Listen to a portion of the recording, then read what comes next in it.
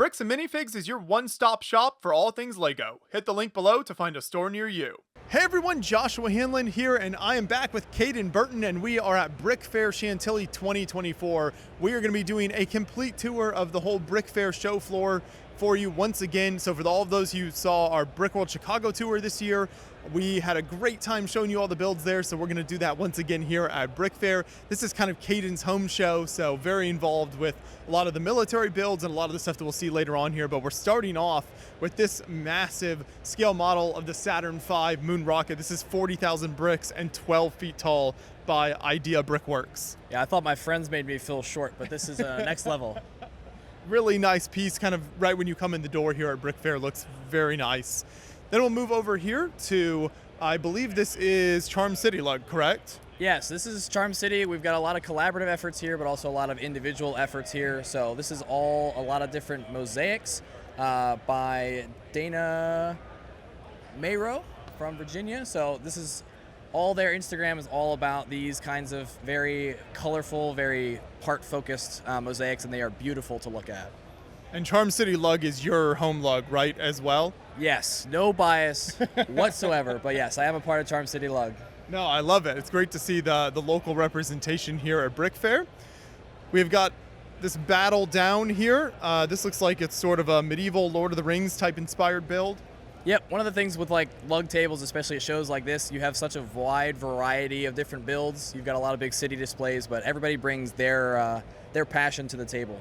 Before we get to the giant city, we've got this really cool reflection lake, and you've got the kind of rockwork mountain in the background, but then the really fun part of this is that reflection built into the pond there in front of it. So that's a really fun way to kind of transition. Oh, I just noticed the train track runs down here to the ground. Yeah, I haven't seen it functioning yet, but supposedly it's like a ratchet train, so it will work its way up, and then I guess make its way back down tomorrow during the public hour, so I'm excited to see it running. Very cool. Over here to start our city, we've got the happy place with some of the flowers, kind of mushroom people. Then it looks like a kind of a Mary Poppins build there next to that. Got the cannon up top, some really colorful buildings, super tall Daily Bugle. I like this building with all of the lights in it. It lets you kind of see some of the interiors in there. Yeah, a lot of the big city buildings for Charm City have very nicely lit up, whether interiors or like the frosted over windows like we'll see in these two massive skyscrapers by Nathan Hagen to the right here. Lots of very nice lighting effects, and these are towering buildings make this display come to life for sure. They are. This whole section of the hall is just really eye-catching when you see all of these massive buildings. I like this tower in front here. So this is based on the Baltimore, looks like Seltzer Tower, and it's got some really nice kind of shaping, round shaping there at the top. And then really colorful and unique is this one with the stairs going up the middle.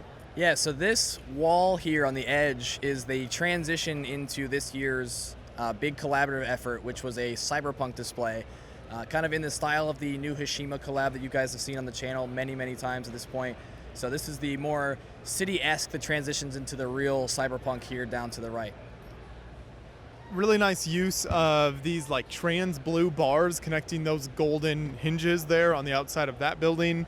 And then this gets into your kind of like classic super intense cyberpunk, the multi-level buildings in here. Yep, so I believe they used a similar, if not the same standard to the new Hashima, and there's a few members of Charm City who participated in that collab. So you've got a lot of different people's styles coming to life here with all kinds of colors and stories going on here.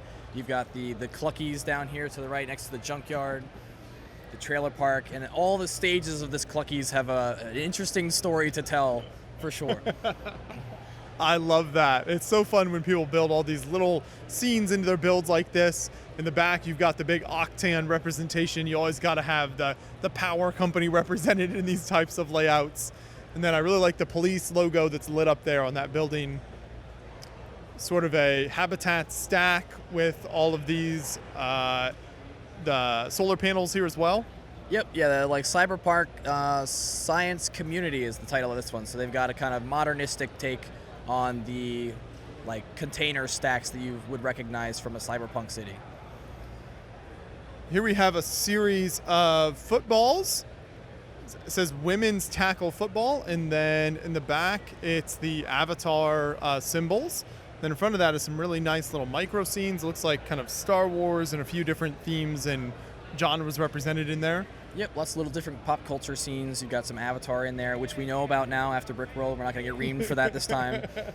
We've got a great habitat stack next to that of all kinds of different heroes and villains doing things on their days off. Big effort that we have for a show later this year, but this is kind of the preemptive that we brought out to the show this year. So are these all built by different people in the lug then? I believe most of these are one person. There are a few strewn about that are from other individuals, though. Gotcha. This is from Overcooked 2. It appears to be a video game. I want to say those are like zombie bread slices. Yeah, I want to try this game. It's like I think it's on the Switch, and you have to work together to cook food and get it out different places. I'd probably be really good at that game. But in a Lego form, very entertaining to look at. This is what all your training has led you to. I love it. Chipmunk house here with this really nice kind of round tree base. And then we've got kind of Technic build in the background. You can see it being demonstrated there. Very cool. It goes through all the different numbers. Thank you. And then we've got some space stuff. So you got the space shuttle here, of course, a much smaller Saturn V, and then just a variety of spacecraft in this little NASA patch next to that as well. Carrying on with that, some more segments of different space builds. And small, looks like kind of micro scenes of some of these buildings. And then this really nice Tron layout. Yeah, so Skip's been adding to this for a couple of years now, I believe. He's obviously very big into the Tron story, and if you're looking for any of these figures, don't, because he owns all of them. But very nice dust magnet for sure, but it looks beautiful with all the lights on. I always love the Tron aesthetic of just the black with those oranges and blues. I think looks so nice, and the lights he's added look really good here too. Next up, it looks like we have a weapon of some kind. This is Slayer's weapon from, I think, Buffy the Vampire Slayer, maybe, I think is what that's from. And then this scene in the back might also be from that show. Someone in the comments can tell us, but I think that's what it is. Then this build is from Welcome to Sunnydale. And we have Sunnydale High School, so I think a lot of this is kind of tied together in here. Not familiar with the source material. Yeah, I'm not either. This is where my pop culture reference starts to fail me. But it looks like a fun scene with the graduates being attacked and defending themselves, so lots of excitement happening. In contrast, you have a peaceful retreat here with this nice kind of poolside chair, and then Phineas and Ferb in the background, cross-country skier. And then we've got this scientist build, all sorts of fun experiments happening in the lab. Megan Rapinoe here, and then a build with real water in it. Yeah, so this year's theme at BrickFair Virginia is UFOs, and so one of our members took the initiative to basically build almost like a wind tunnel, if you will, that you have the UFO up at the top floating, and you've got the cow being sucked up, you've got parts of the house in the bottom being sucked up as well, and they've filled it with real water, so everything's floating up. Very nice. It's always fun to see how builders incorporate the real water into their builds. Then, of course, the Olympics are currently ongoing while BrickFair is happening, so we've got the alien attack that ties in both the Olympics and the UFO theme with those lights in the pool. And then a fun trumpet build based using pieces from the Infinity Gauntlet set. And then we've got a big parade here, like a drag race going on. And Kingdom of the Planet of the Apes. So I was just at Comic-Con out in San Diego, and they had a super cool activation with this, with like a bunch of the actors and a bunch of props and things from the movie that was really fun to check out. This is the one and only Planet of the Apes movie I've ever seen, but I really enjoyed it. I haven't seen any of them, but it spins. It does, exactly. It's a super nice build there, so great work. Then we've got, looks like a Willy Wonka inspired build here.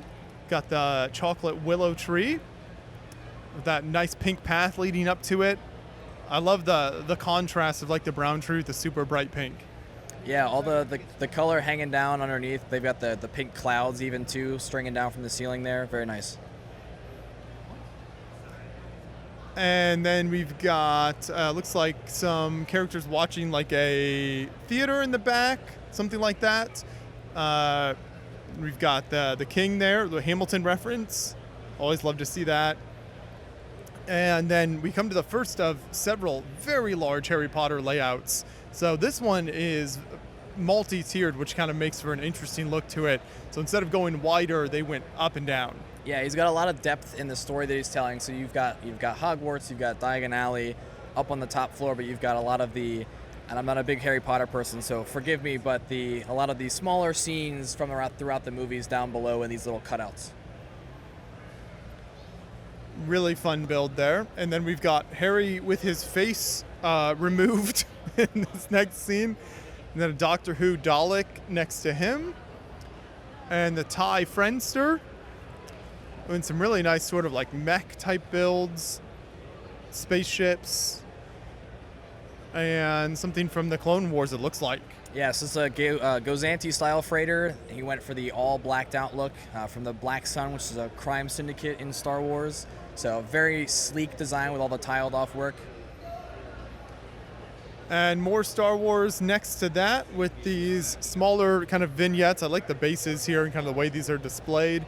Up top, we've got some Mandalorians and really unique kind of color scheme on the ship there. Yeah, Desert Storm themed gunship he's got up there. And he's used the Lego diorama bases to create kind of some of his own scenes down here in the front. Next, we get to a lot more of these minifig individual character layouts. And you've got the really colorful ones here. So you've got like a Christmas kind of winter theme. This is, I think they're all kind of like holiday and seasonal themed.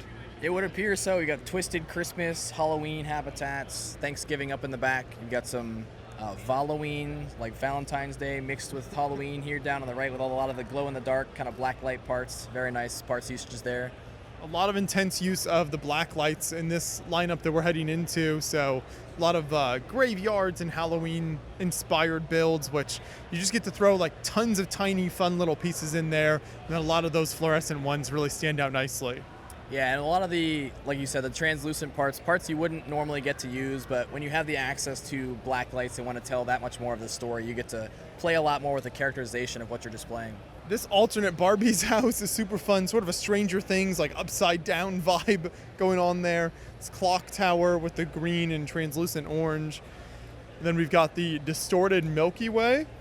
So a twist on the Milky Way set that's been, I think, very popular. And it looks like we see kind of a colorful twist on a lot of Lego sets in this section. Yeah, so this is Nate's thing. He likes to take existing Lego sets and rebuild them in varying colors, which can propose a challenge when there are parts that aren't made in certain colors, but he finds a way. So you've got a lot of the Star Wars helmets, you've got some of the smaller architecture builds, as well as the Batman mosaic and the Starry Night down here to the right as well. And the A-frame is very unique here, so it's really cool to see that the different ways you can interpret a set with those different colors. But really incredible layout, just like tons of builds packed in here in this section. I think it's just really amazing to see the level of ability and talent in some of the local builders here. And so next we'll move over then to this section. And this is a courthouse. I think we've seen this in some of our past videos and tours as well. So we got a large courthouse building, and then these kind of classic city streets, sort of modular type. We've got this really nice blue classic space logo down there, looking good. And we make our way around here. We've got some train track, but no trains running right now. And finish out this section with some more the other side of the courthouse here. And then we jump over here to this incredible flying pirate ship. Yes, this is probably the last steampunk build at BrickFair Virginia, as the theme has slowly died out over the years, but the pearl gold and the dark red is a really nice color scheme here. He's got it up on this big stand like it's flying around, the kind of gridded sails as well in that gray palette. Very nice. Goes well with the skull and crosshairs next to that. This funny little Moses separates the Red Sea with the brick separator. And then we've got the Planet Muncher. Oh, this Destiny's Bounty Titan mech, taking the Destiny Bounty's Ninjago set, turning it into a great big mech. It's really fun. Little Death Star Spa, rest and relaxation. And then another big mech, and these are like transforming bricks. Yeah, I love these. The like 2x4 bricks built in kind of that upper bigger scale, but full of hinges and plates that let them all. You can see kind of how they have it built on the inside. Lots of droid arms and small plates to let them fold out. Very cool. Got small vignettes with looks like Unikitty, and it's recreating like iconic movie scenes, but using Unikitty. So that's certainly a very unique twist there. Little TV remote, the Brick Separator Glee Club, and we have Aqua and Orange. And then this is Seagull's nest of random Lego items. I'm guessing this is an interactive display. You just throw some stuff in here. I think a seagull took it is the title of this one. So people have put their finds throughout the weekend into this bird's nest. I'm sure it'll be even more full tomorrow for the public, but. Then we've got a little, I think that's inspired by Zion National Park there, so that's really fun. And Stranger Things, little mosaic. And then this Trojan horse in all purple with, was it Jar Jar Binks and a troll pulling it. Yeah, and it's full of heavily armed Friends figures as well. I think the Romans are going to have a hard time beating that one. Battle Hermit Crabs. This is super fun. Speaking of heavily armed Friends figs, bit of a theme there. And then some of my favorite builds from Brick World here at BrickFair. This is by Quinn Roberts. So we've got this big missile, the rocket launcher here, and then this massive ship, the USS Olympia. Super impressive. We have a full video on the channel from his builds if you want to see those in more depth. And then, what is your favorite of the classic space and movie scenes down here? Oh boy, you're putting me on the spot. I mean, the Darth Vader's castle with the sunset pitch and the TIE fighters built into the top there has definitely got to be up there. I mean, all the Star Wars ones, you know, I'm the Star Wars guy, but they are all very, very nicely done. He took the idea from the set and really just expanded on it to his own limit. I think there's Batman, Dune, Lord of the Rings, Star Wars, like you said, and just classic space themes represented. Really impressive.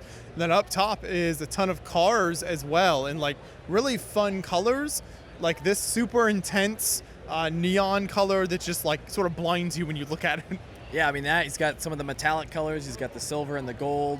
He's even got your what's the red? M-Tron? M-Tron. I was gonna say Blacktron. I knew that was wrong, but M-Tron car down on the end. Really nice. This is some more of that cyberpunk type vibe. It looks like this uses the like fold out road base that I forget what era that's from, the Lego released at some point. Oh boy, I don't even know. I was probably like 4 or 5 years old when those came out, but I remember having at least one. Was it those ones that came with like the pullback trucks, I think maybe so. Something like that? Someone in the comments can tell us what years that came out. We've got the red telephone now and a nice little spaceship. And then we've got a weather alert and a really cool no vacancy kind of motel sign over there with that lettering. Looks really nice. Always great to see the botanical stuff people do. And then the Beacon of Gondor and some Witch's Magic Manor next to that. Is this some Fabuland but with minifigs? Fabuville Flower Fortress. So it appears that they're all, I want to say like the Riddler figure torso, but they've got the flower pot hats from, I want to say one of the CMF figures. But they've used the Fabuland base and kind of built up onto a system, creating all these big kind of whimsical buildings and everything. The mock card says it's a mashup of Belleville, Fabuland, and Scala. So there you go. Invasion of Naboo with that nice mosaic in the wall. And then we've got the Astro Nurse, Stranger Things scene. Air Temple Island Escape next to that. Some floating mushroom islands.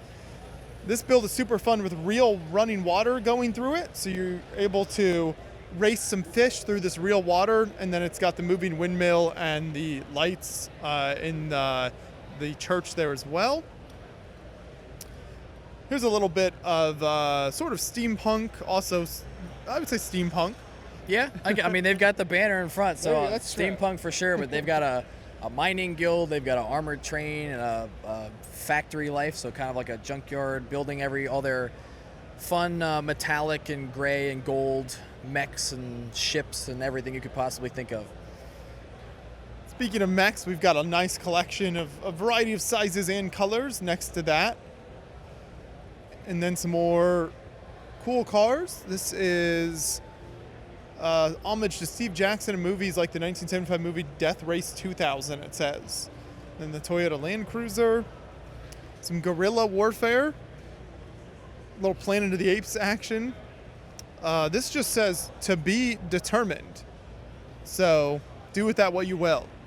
Yeah, I don't know if he's referring to the boats, the toilet head in front of it, or the very nicely built mech to the right of it. I'm not entirely sure. And then a nice Mothman encounter. So I love the Mothman kind of silhouetted against the moon there. Is super fun. Welcome to Stardew Valley. We've got the vignettes here on the left side. And then on the right side, in a much darker tone, is the works of Edgar Allan Poe. And in between is Kermit. Over the Rainbow.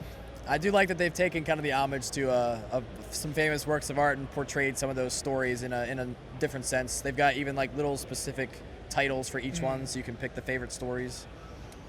The skeleton dance next to that, I think from an old Disney from 1929, Disney Silly Symphony. We've got this wizard out front here facing the beast. And then this fight looks like maybe D&D inspired. That's what it appears to be. I'd be interested to find out if the characters on this display are exhibitors' characters. We saw a big popularity with that when we were walking around Brick World. People had their personal characters built in Lego form playing through the game. So something that's grown in popularity over the last couple of years. We'll see a collab a little bit later that's all D&D formed.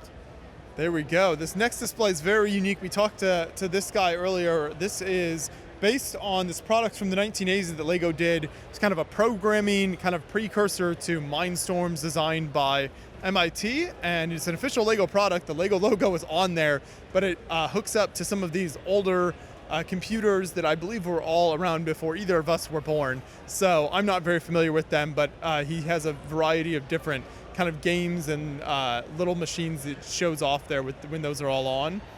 I love these board games next up. Yeah, these are fantastic. Risk is by far one of my favorite games. He's got Battleship in the back. On the Risk board, he's got all the different colors for each continent. He's even got the different colored player cannons over here on the right. You've got Connect 4. You've got chess down here as well. And Perfection in the back. I think that's when you have to like either get them out or put them in without touching the sides. Oh, gotcha. Or that's Operation. I have no idea. But I've never played Perfection, but if you have, let us know in the comments if it's a fun game. Then you've got a throwback to Rock Raiders, one of my favorite themes, a lot of nostalgia to this. Really, really fun colors and just playability. And then the Raider ATST in the background. A few mosaics with Mario here. And then we've got this building with some brick heads, a few smaller kind of art pieces, some more Mario characters. I love the one in the Switch there, super fun. And then that finishes out this section. So we will head down this way, and we're gonna do half the tour tonight and half the tour tomorrow, so it always works well. Show you everything as much as possible. This, as you see from the banner, is RVA Lug, the Richmond Lego Users Group, so another one of the closer lugs to BrickFair. Yeah, so the first display we're looking at here is an interesting one. We have the German forces invading the North Pole. So you've got the Elf Army out there facing the SS. You've got the chocolate monsters there lobbing Christmas trees and candy canes at them. Just about any fun thing you could think of when you think of the North Pole is here. You've got a conveyor belt of micro tanks coming out of the North Pole over there. Massive snowman mech. And then you've got the Bastogne-looking forest here on the left side. Caden, why have you wasted years working on the Pacific Theater from World War II when you could be doing this for us instead? White collects a lot more dust than dark tan, that's all I'll say. This is a super fun layout, though. I love the creativity here. And whether it's the Christmas side with the conveyor belt and the tanks, and this like snowman mech is just incredible in the distance over there. And then the more traditional kind of German layout here. What a fun, creative layout. And it's a twist on the military theme. This next one is a whole bunch of scenes for Broadway theater type shows. So you can see a lot of things like Les Mis represented in Little Shop of Horrors and Phantom of the Opera, Man of La Mancha, Miss Saigon. and Elvis, and then you come around here and you can see the theater itself, and you're able to see where you can, inside there, you're able to switch out the scenes. I think that's Elton John on the stage right now. And then you've got some of the behind the scenes areas here next to that as well. What do we have up next? We've got a larger style of the Star Wars diorama sets, but we have the full interior and scenes from the Tantive 4 boarding at the beginning of episode 4. So you've got Captain Antilles having a bad day, as well as the fleet troopers trying to defend against all the stormtroopers coming through there. We see some more smaller ones here to the right. We've got one from, I believe, the Jedi Survivor games on the left. We've got a Kashyyyk build on the right and some Delta Squad vignette style and that same kind of Star Wars official border style dioramas up there to the left. Switching themes, we go to medieval next with a little outpost, and then go back to space. We've got this big gold eye, and then these racers. So this is like a super packed feeling sort of racing scene going through here, which is really fun. And then a huge castle layout over here. This is called Royal Castle. I love those big round towers on the corners, and then the kind of modular feel on the inside buildings. Yeah, and I like the lack of lineality, that it's at this very interesting shape around the outside, but you've got all kinds of different stories and things happening on the inside that you'll be able to see over the wall during the public hours. Next up is the train yard. So this is tons of different trains, and using some of the older classic train elements as well as newer stuff, and then Disney inspired things. This train here is huge. I don't even know how many cars are in this one, but this thing is very impressive that it's even able to run around the track at all. We got a bit of a station, and then of course you've got to have your classic police and fire, which appear to have upped their budget with those helicopters they're running. Yeah, they've got like Chinook style helicopters instead of little birds. You've got the mystery machine down here on the street, some interesting food trucks as well. Very jam-packed city, lots of action happening in such a small amount of space. And the more city portion itself with the Lego stores and clothing shops, the big Lego truck and cranes working on new buildings. Looks like we've got kind of a church building, crazy lights going on in there. Cool little antiques. Oh, this is a really fun build. These two, I don't know, sort of characters, not really mechs. It's like Duplo and everything else. Yeah, it's a mashup of every possible system piece you could find. I don't know what this piece on the end is, on the yellow one, but I'm assuming it's Lego. It says like Technic, so it's like a lid to something, I want to say, like a canister of some kind. Interesting. And then we've got the nice little motel here. And we cross this bridge that uses, I think that's like monorail type track for the bridge. Very interesting, or some kind of train track. Yeah, that's what it looks like. They've got an old monorail for the sides. They've got the kind of newer style, like roller coaster monorail for the trusses underneath as well as at the top. And some more fun city buildings, kind of Parisian vibe there. And then, of course, we've got the flyover happening with all these planes. Fortnite battle bus and police. And then you've got a fire happening over here. Maybe they'll get some assistance from the next town over that we just saw. And lots of minifigures ignoring the fire and having fun. And then we come around to this building, which is very well lit inside. I love to see the addition of so many lights in these buildings. Yeah, and they've got the whole thing tiled off too. Like you can see every single floor in there. Very nice corner piece to kind of bring around you this another super long train with too many cars to count. We established a Brick World that I can't count past like 4. So. We'll keep trying. We've got some arcades and just like a fun city block there. It looks really nice. And then this is just a crazy party happening in here with the entire platform jumping up and down. I'm bumping with the minifigures right now. There are lights, there's signage. I'm not sure this is compliant. Whoa, there's smoke. Okay, then. So, yeah, there's a lot happening here. I don't know if this is safety compliant, but they're going for it. I don't know, but I want to be at that concert right now. Next to that is a much more serene and peaceful scene with a waterfall kind of leading down to the ocean side, some dolphins out there. Then this really nice treehouse that mixes in some of the like Chinese New Year type sets, and another really big waterfall cascading down. And then we go into the Statue of Liberty, pyramids, UFOs, and just an incredible array of color spelling out RVA lug with this super fun kind of rainbow effect and the hill in the background. Really unique kind of landscaping in there. And then a fun food truck area. Yeah, you've got, I don't even know what all is happening. You've got the food trucks here on the right. You've got a skate park on the inside and on the outside. You've got lights around the whole thing. Lots of really interesting colors. Colors I didn't even know those ramp pieces came in. You've got the, I guess, pink, the bright yellow, some of the oranges in the back.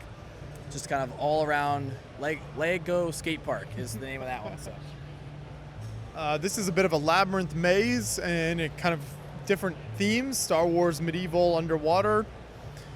Botanical Garden Observatory, so this is based around kind of botanical garden sets in the middle, but then lots of gardens and ponds and things all around that make for a really colorful display. Really nice spaceships, including this carrot, maybe inspired spaceship. That's what it appears to be, or at least the top of a carrot in some fashion. You've got some classic space, some M-Tron, as well as some really cool sand blue ship there in the middle. Very interesting, like tri-fighter almost-esque aesthetic for a lot of these starfighters. This all red train, the Red Rocket. And then we've got more Edgar Allan Poe here. And a little underwater scene. And this is kind of a stargazing type display. We've got the ice with the penguins, kind of a micro map up top there. More under the sea here with that nice kind of pirate ship and the divers finding all the gold. Crash of a UFO here being examined. Yeah, in 1947. So why won't the government acknowledge this event is what the mock card says. So this is clearly an homage to Area 51 unlocking some secrets. And then the aliens are coming here. And this massive layout here of Mordor and Barad-dûr. However you pronounce that, I'm sure I'm wrong. I say Barad-dûr. I don't know. I built the Lego one, and I wanted to make the joke. It's like, hey, I had just built that. But his is obviously a lot bigger than the Lego one. This probably spans close to 4 or 5 feet tall off the table. But with all the effects they've got in the lava going around it, definitely draws your eye right to it from across the room. And I love that it's not just the tower, but there's all this great rock work. There's even more construction happening over there. And then you've got, I think, an Adventure Time characters maybe in the middle here. So just wandering through, lots going on. Switching genres to Western, we've got appears to be a hanging taking place there with the train running around and the crowd gathered. And then all your classics like the Tim's Tools and the Sheriff, the livery. Throwbacks to some of the the Lone Ranger stuff as well. Now that finishes out RVA lug for us, so we'll keep going down this direction. And I think we start to get to your wheelhouse, Caden, with a lot of the military stuff. So this first layout is massive. What is this? So this is the General Collaborative is under the name of Normandy of 1944. So this being the 80th anniversary of the invasion. It's a lot more in-depth and specific than that. I'm going to mispronounce it, but I'll try it. It's the St. Lambert Falaise Pocket. Am I wrong? I was close. All right, we're there. So, but a massive collaborative layout. Absolutely beautiful watching this thing come together. The amount of detail between the foliage, the figures, I mean, the layout of the entire thing, it wraps the corner very nicely. The color palette, the dark green priority is beautiful to look at. No, this is so cool. We will definitely have a much more in-depth video with the builders on this, taking you through a lot of the details, and it's really cool to see this being set up here. Then we've got another World War II scene and kind of a more modern Ukraine scene, and then a little skirmish going on there. What is this one here? So this is the fictional Chinese invasion of Russia. So this is a collaborative effort. They have all the custom vehicles and custom figures in this kind of modernized cityscape. Okay. It's always fun to see when builders kind of look to the future a little bit and are like, what could happen, and kind of trying to depict that with Lego is always an interesting idea. And then we've got the Battle of Saint-Lô and a little airport scene, a whole bunch of tanks, some helicopters and things. I love this this big cannon here, just huge cannon. Yeah, definitely a different take on military, but a really cool rail gun. I like the different colors of translucent that get further and further back towards where the charger is. and the Tomcat, and a Jayhawk, and a little model of the USS Arizona. Then we have another Normandy 1944 scene. So this, as you mentioned, it is the 80th anniversary this year, so I'm sure a popular topic. Yeah, there were probably 4 or 5 mocks that were all titled Normandy 1944. But one of the things we'll see, and we'll start with this mock as we round the corner here, is there is a lot of builds this year that wanted corner space for like secret or side interiors. And this being one of them, they have all these interiors they built into the sides of these buildings that they really wanted you to see. And I love when builders are able to get that display space like this, because there are several times where we'll go to cover a build and then realize, oh, like so many of the details are on the backside or you can't even appreciate it. Yeah. Or inside. Yeah. And then what are these planes we have up next here? Well, I'm not the plane guy, but we've got a nice plane. Jack always likes to bring out his carrier deck, so to really put the planes into a realistic place where they would be. So he's got even the lighting in the back of the thrusters coming out behind the deflector. So really nice detail, even just in the runway, not to mention the beautiful plane sitting on top of it. And this is the P3 Orion. And then the F4C Phantom, the Crusader back there, and a lot of smaller models. Really nice looking builds. And we snuck in a little X-Wing in there. Yeah, the builder brought, so these are all 1/72nd scale planes. This is where kind of he likes to build. It's an interesting scale to build at. You get to play with a lot more angles, but he certainly did try to sneak an X-Wing into military. And then we get more into the vehicles, so armored vehicles, tanks, jeeps, you name it. You've got some of everything. I like the variety of camouflage patterns represented here.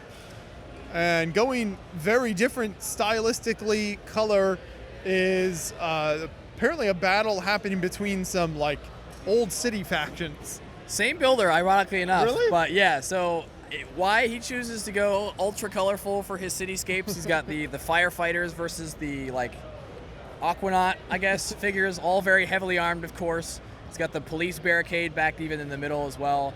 But the detail and the graffiti in some of these buildings is very nicely done. I think what makes this feel so bizarre is it's also like all like older themes used, both the minifigs, like the signage, so it's all very retro feeling while being a battle. It's like all vintage Lego and like this modernized, just destructive Civil War.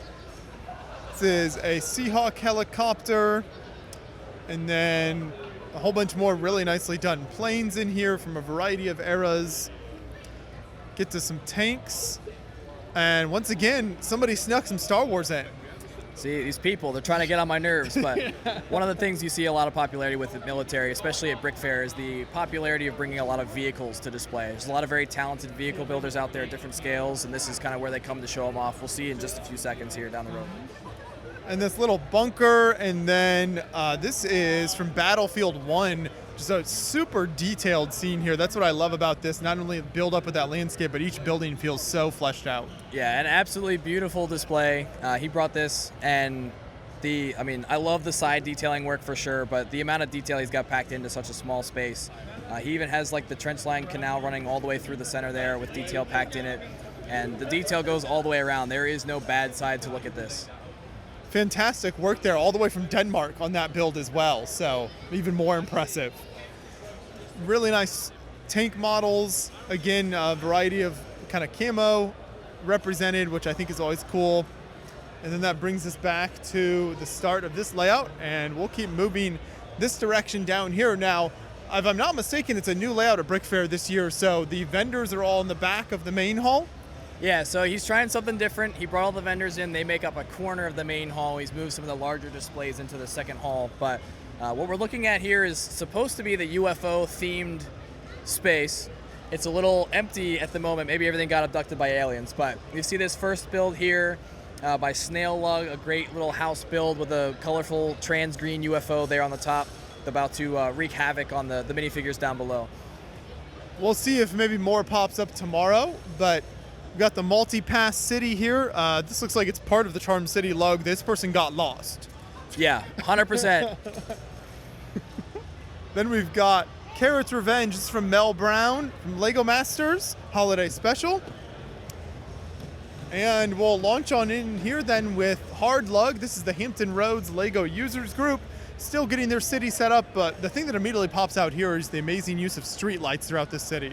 Yeah, super, super bright. World of Lights is going to start just here in a couple of hours at this point during the show. So one of the big things at these shows, if you've never made it out here for the private days, is we shut all the lights off, and anyone with lights in their mocks really gets to show them off. And this is one that I'm certainly going to come back to take a look at.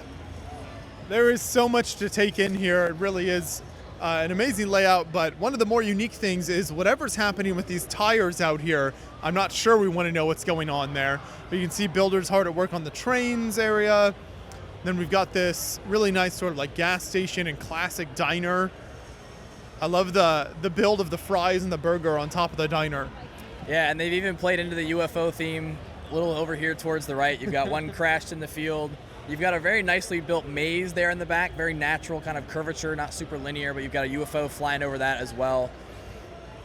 A little barn and a truck hauling some big bricks in the background. And then we get to this kind of unique landscaping there. We've got this dive boat. This is from North Carolina. It says it's checking out the wreck of the U-352. So that's interesting. And then a nice mosaic there in the background. Got the Deep Sea Challenger, Ice Cold Interceptor, and the Glacial Voyager. And we get to some really impressive space builds here. I love this one, the Galactic Spacecraft Carrier. It's a lot going on in there.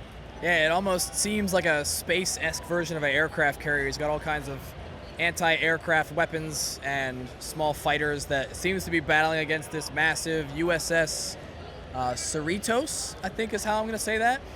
Seems kind of Star Trek inspired. I'm not sure. It does say check out Star Trek Lower Decks, so I think it is kind of Star Trek inspired. So we've got a whole battle going on, and the lighting effects just throughout, really it seems like every year builders get better and better with the lights on their builds. Yeah, I love the use, like the micro scale fighters that they have almost like blasting away at this whole big scale ship that's fighting the StarCraft there. And then we've got sort of a Lego Interstellar Space Station, so an upgraded version of the ISS. And we've got a little UFO, big figs of Emmett and Wild style. So this building is very nice here. This is the Seaboard Airline building in Portsmouth, Virginia, circa 1950, using these angled tiles there to create sort of a curtain effect, and then it looks like every floor is detailed. Yeah, they've got what appears to be full interiors throughout the entire build. They've even got progress images or videos, I suppose, on their Instagram handles there, but very clean, very studless building. And a classic space set next to that. And then shout out to the clone trooper there in the pool before we check out the entirety of this Walking Dead build. So you've got the people in the back there, the Walking Dead characters trying to protect themselves from these zombies, and then some of the other bad guys here. I've never seen this show, so I really have no idea what's happening in this scene. Yeah, I haven't either, but they've got the TV crew even out there with recording and everything. They've got corn. We're always looking for corn. I do like the uses that they've gone to use, whether they're springs or something, to create this barbed wire effect across all the fencing they have on here is very nicely done. Then Ronin Returns. It's a Japanese compound. I love the various kind of Japanese samurai and ninja minifigs that Lego has made over the years. Super fun. It's Big Frog next to Groot. And the classic kind of soccer stadium set, and then Homer from the Home Depot mascot Big Fig. I like these little book builds as well here. And it looks like some butter, some flies on it. And then we get into Imperial Pirate stuff. Yeah, so we've got a large build. Somebody's got to build all of these ships. So this is the guy who did it, Ironwood Shipyard. So they've got a bunch of different ships being loaded up with personnel and material. They've even got one under construction there in the middle in dry dock. Like that they've kind of got different stories going on both sides. You've got the pirates on the right and the more Imperial fortress here on the left.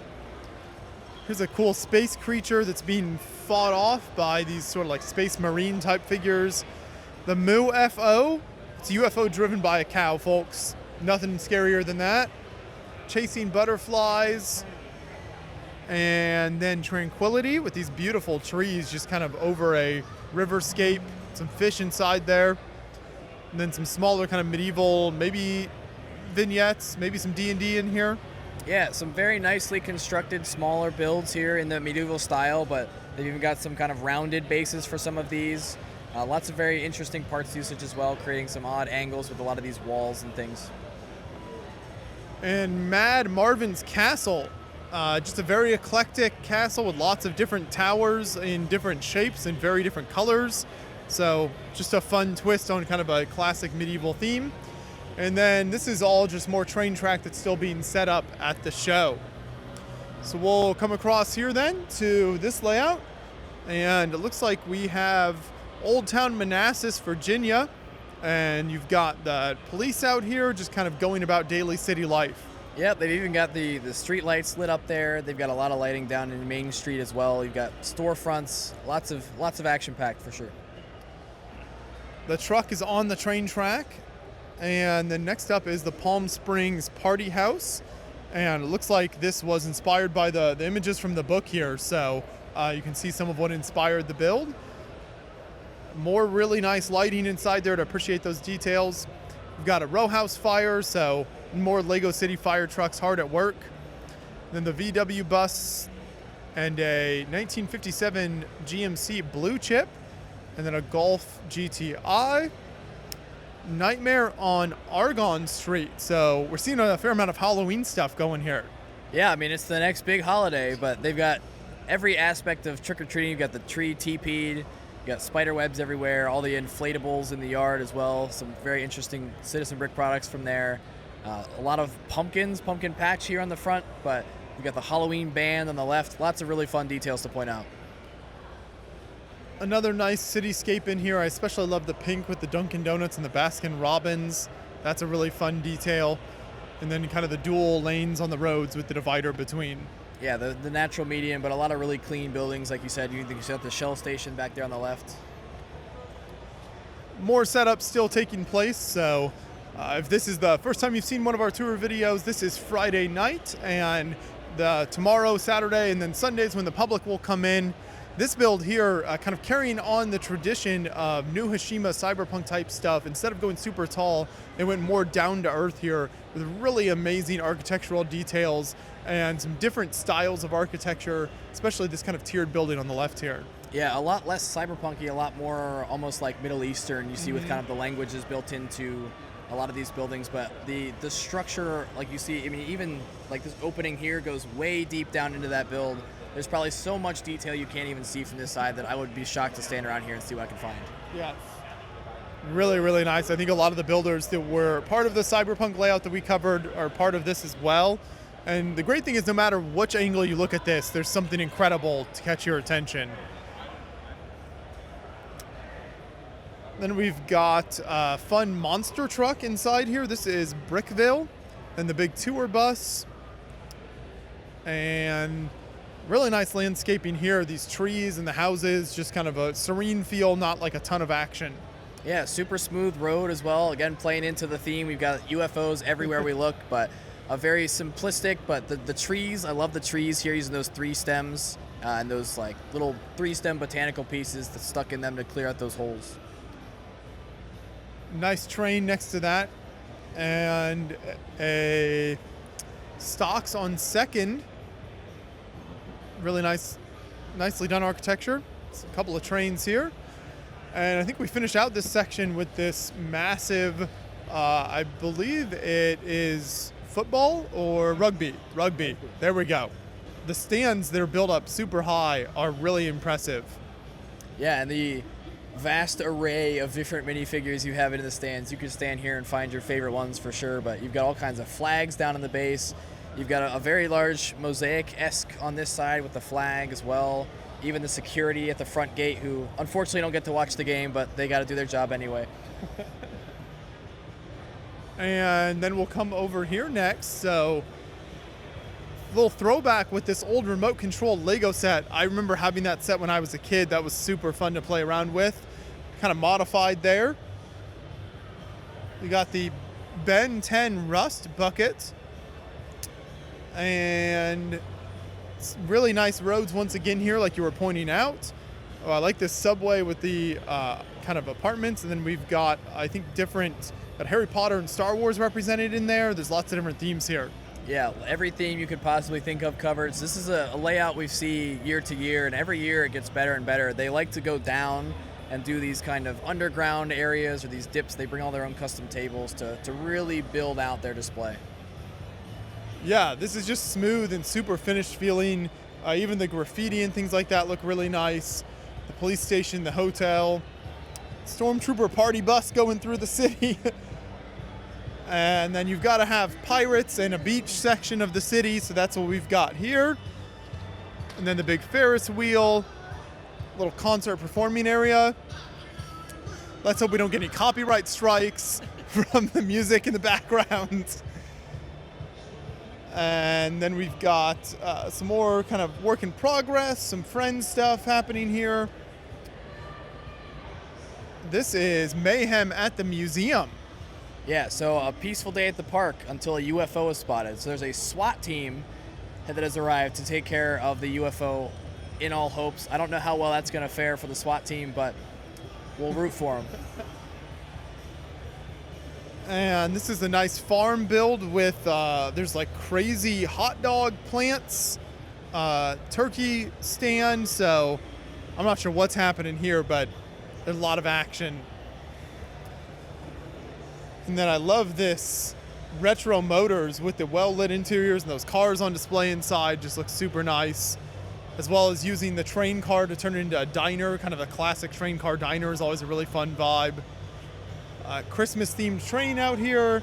Some throwback references to some of the older Lego Town sets. And then just the classic modulars. Finishes out that section for us.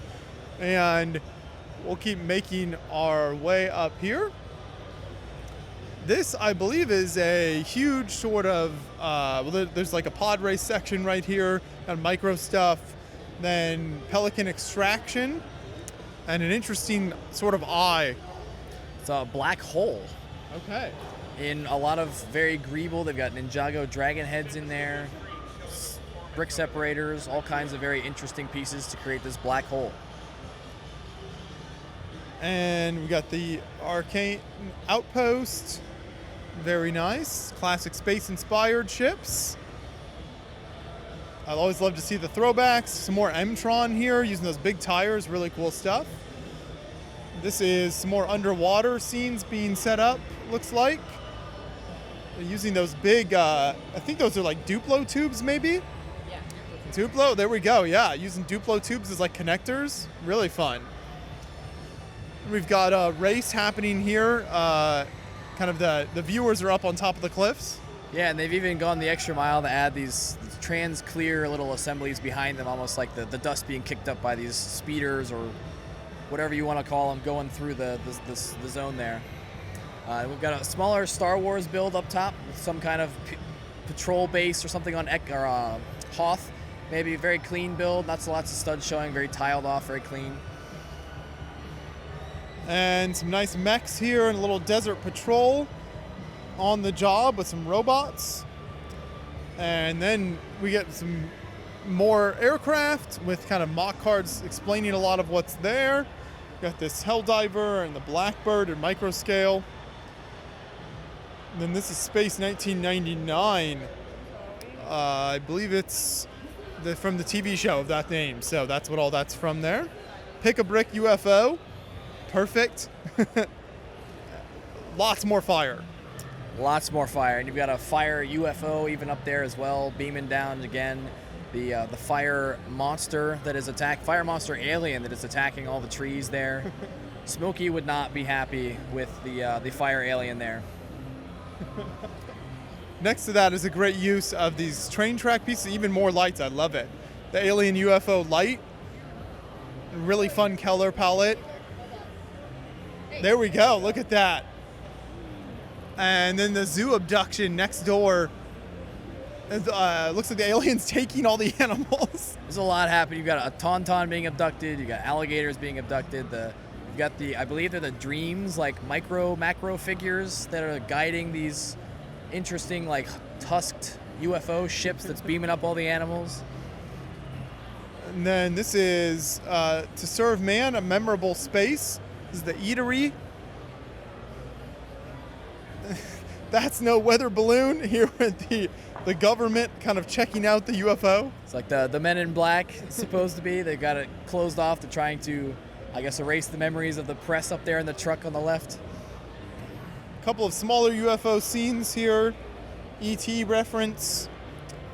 This UFO is done really well here. I like this a lot. And it's got all of the different kind of spacemen inside there, including shout out to the classic like OG Kevin Hinkle minifig in the back. Almost gives me like Millennium Falcon vibes where you can like take the panels off and see all the interior, but very sleek design on the outside and very inclusive details there on the inside. Little micro island, and then there's a UFO kind of turned into a mech. Turning the tables with the cow picking up the alien. Bionicle build, and I want to believe mosaic. Movie night, and then really leaning into the UFO theme over here.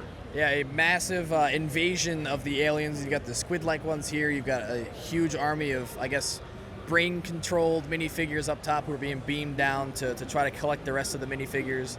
All these like macro figures in lime green. They've got an army at their disposal for sure. Over on the other side of that is Blacktron rocket fuel cargo ship at Blacktron Outpost 77. Once again, the lighting, especially kind of in the landscaping effects, and then the ship itself and those big kind of like stadium lights look really nice and make everything stand out. Appreciate the details a lot more. Looks like there's a battle happening underneath there. Yeah, and they've got this kind of water cascading over here, almost floating. So you've got a lot of different things happening, different areas of what would be happening storyline-wise, like you said, the battle, the staging ground, and then the ocean over here. We'll move on to our next section now, and this is kind of another race section happening. So it looks like this one kind of spans the entire table here. Yeah, it looks like we see some more of that kind of interesting spaceship pod racy kind of aspect. You've got like some kind of speedboat or convert a car that they've changed. You've got a plane. You've got all kinds of tank, even all kinds of interesting attempts to recreate some very interesting ships there, and then a very terrifying creation there in the back as well. I love this one with the minifig sort of doing the wave in the background as the racers go by. I think that's super fun. And some of these spacecraft here just have so many details packed in them, especially when you look at it from the back, the engines. It's just a really cool view. And a chilling discovery. So this is a crash ship with the skeleton crew, it looks like. And then underneath there is all the orange underneath the ice. Yeah, they've got like the natural collection of ore or whatever underneath of it. They've got it all floating up there, realizing their buddies are long gone. Tons more racers and spaceships, a little space locomotive in the back there. And a hyper manipulator with a really nice kind of studs not on top built base. Industrial frigate. The thrust bucket. And got a scream tower. Centauri Industries. Oh, we've got some kind of creature going through here. Yeah, there seems to be a running collaborative effort in these space areas. We've got number 19, where we were just at number 18, the last pod, so a very large collab, but this one seems to definitely be overtaken by a very large worm of some kind of space worms to keep these guys from finishing the race. Some more fun racers in there. And then we come to Space Police Tower Ambush. The stark white tower surrounded by all of the color. It's a really fun display, even some interiors on this side.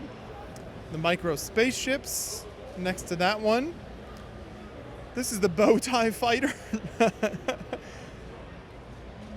few smaller spaceships. Power loader. More M-Tron. A lot of nice M-Tron representation. Space Shuttle Discovery looking fantastic there. 3,200 parts or 2,200. I'm not sure. Something like that. You know, 1,000 in any direction. It's a guess. No one actually counts while they're building.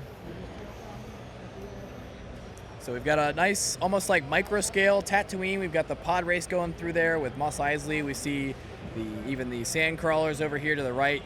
Got Luke's homestead down here in the right corner. Very nice with all the spaceships and the suns built into the background there. And more Star Wars over here with the Jedi training, and then the Tatooine scene there as well. It's like some red and black, sort of M-Tron-esque fighters. This is the Rebel fleet ship. And tiny micro fighters to kind of finish this section out. Shout out to Joshua there in the middle. We'll go over here now to make sure we don't miss anything. Show you as much as we possibly can during these tours. This is an incredible Harry Potter layout by Daniel Konstanski. Many years ago we showed a smaller version of this, but he and some of his kids and friends have worked on this, and they just continue to improve this. Yeah, I mean, this thing is absolutely massive. I've said it once and I'll say it again. I'm not a huge Harry Potter guy, so I'm going to not even attempt to tell you what movies these are from. But they've got a lot of really cool scenes portrayed, especially like the underwater stuff. You've got the ship, Hogwarts in its entirety. I mean, it goes all the way around. We'll take a look at all of the different places that you would visit in the world of Harry Potter. That's right. One of the cool things they've added this year is these underground scenes. So these are like the Chamber of Secrets and some of these kind of like underwater underground challenges here with the flying keys and the chess scene, just super cool. And then you come around to more of the Hogwarts Castle, the Triwizard Tournament, and Hogsmeade with the snow. And then you've got Gringotts over here that has an interior in it, and the bank section, and then the underground section. Then, of course, Diagon Alley. Next to that, super colorful and iconic. So we have a full tour of this with the builders that we'll have on the channel, so you're able to check that out in all of its detail. But definitely one of the most kind of complete Harry Potter layouts I've seen. Yeah, and they've taken the effort to like cover up all the backdrop stuff to make sure it's 100% for the public. And they've even got another look and find, which we know I'm notorious for being awful at those, but for anyone who will be out here this weekend at the show, definitely feel free to take a look and find all those figures. There's Batman. Our next section, I think, is more racers. So like you said, it's like an interesting collab that takes place between lots of different sections.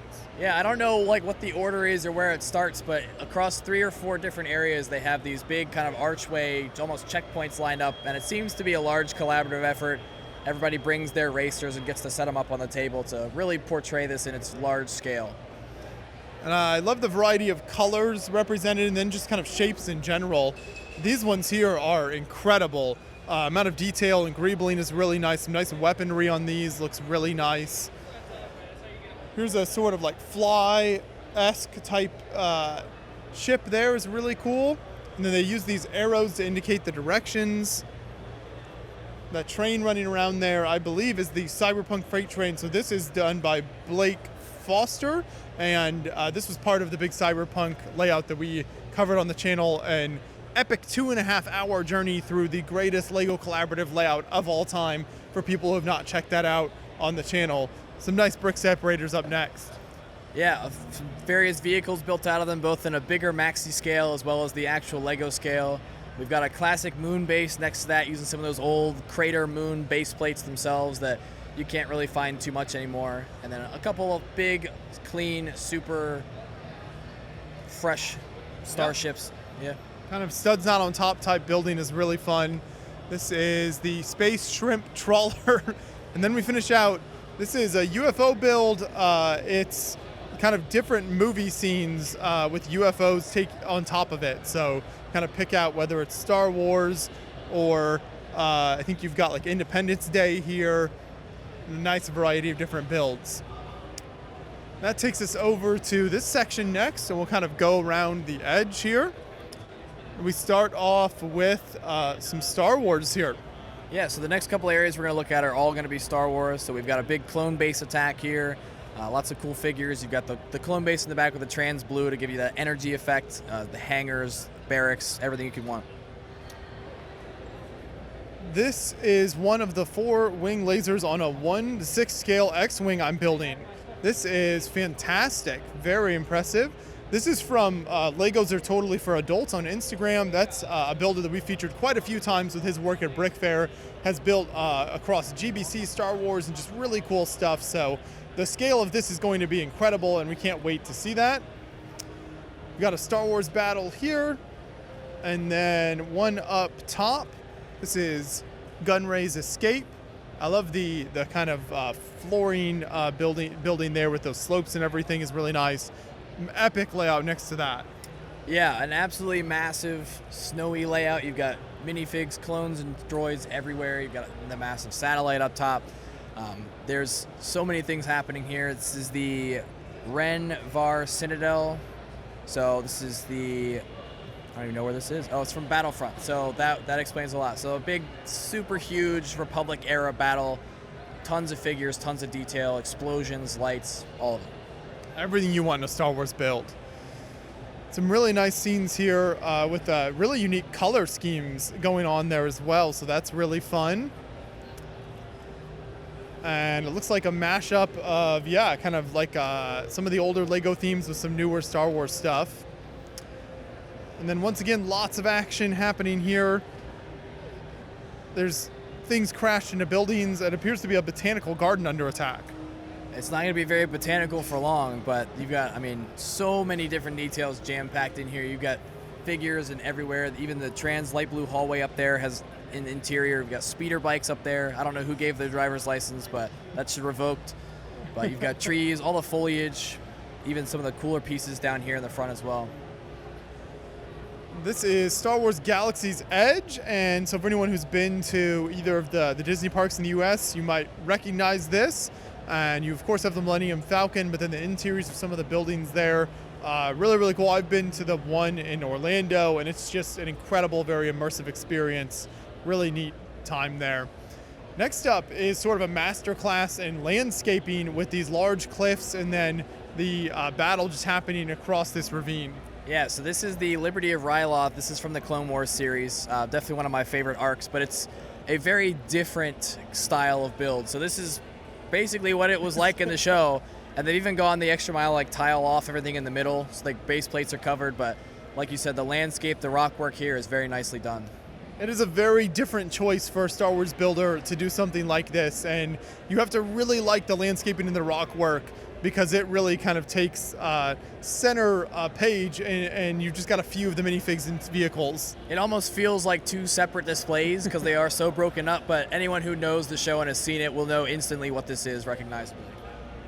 And like you said, we've got a lot of Star Wars in this section, so we're going to come over here and see even more. Right off the bat, I love these minifigs kind of coming down from the top of this build in the battle, and then over here we've got Dagobah to the left of that. And the Duel of Fates lightsaber scene, Hoth in the mind of a boy. So kind of a little bit of a dumbed down scene there a little bit. The tie hanger in the back. And then rock, paper, scissors between some Star Wars characters. And UCS scale Star Forge here from Knights of the Old Republic. Very colorful Star Wars build here. And back to the gray base plates. These scenes are super fun. Yeah, almost like microfighters, but not. It almost reminds me of like all the mini kits that you unlock throughout all the Lego games throughout over the years. You've got basically every major vehicle and a lot of their specific characters represented here, from the biomes at the bottom to all the spacecraft here at the top. And they've even gone the extra mile to add the bars into eyelid bricks to almost portray the stars in the backdrop there. And this build I saw earlier really caught my attention because of the unique landscaping here. So it's got, your huge amounts of minifigs you see with Star Wars, but then it's got like all this gold in here, some of the plant life as well. Yeah, lots of really interesting parts. You usually got the trans yellow heads and the gold new leaf pieces, but then even comes out that much further, and you see very different colors as the further you go down. Mm-hmm. And we've got pink frogs, and then like large orange frog things, I think, in there. Some creatures, some larger frogs. Got a lot of different tiling. You've got the sand blue at the back with all kinds of different ships and figures as well. Structure, some very nice lighting here in the corner. And then we've got a clone attack on a droid outpost. And got the camp down here. Another example of Galaxy's Edge, this one by John Rudy, but at micro scale. And so this is kind of a very complete version of the entire Galaxy's Edge experience, and then some of the other kind of ships represented in one of the other smaller sections there. We'll stick to the, we'll do this, yeah, let's go and do this section here then right now. So huge Darth Vader's castle. Yeah, I mean, absolutely massive. I mean, the lighting effect in the lava is probably the #1 that my eyes go to, but you've got so many different vehicles flying around. You've got Krennic shuttle, TIE fighters, AAT here. There is an interior on the back, I believe. He's even got the mini kit lit up there on the rockwork as well. Very, very nicely done. It's all about the mini kit. It doesn't matter how big the build is. Correct. There was somebody selling keychains at the yard sale, so I was like, I need one.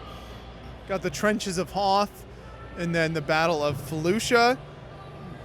These light up tables and kind of plant life is really cool.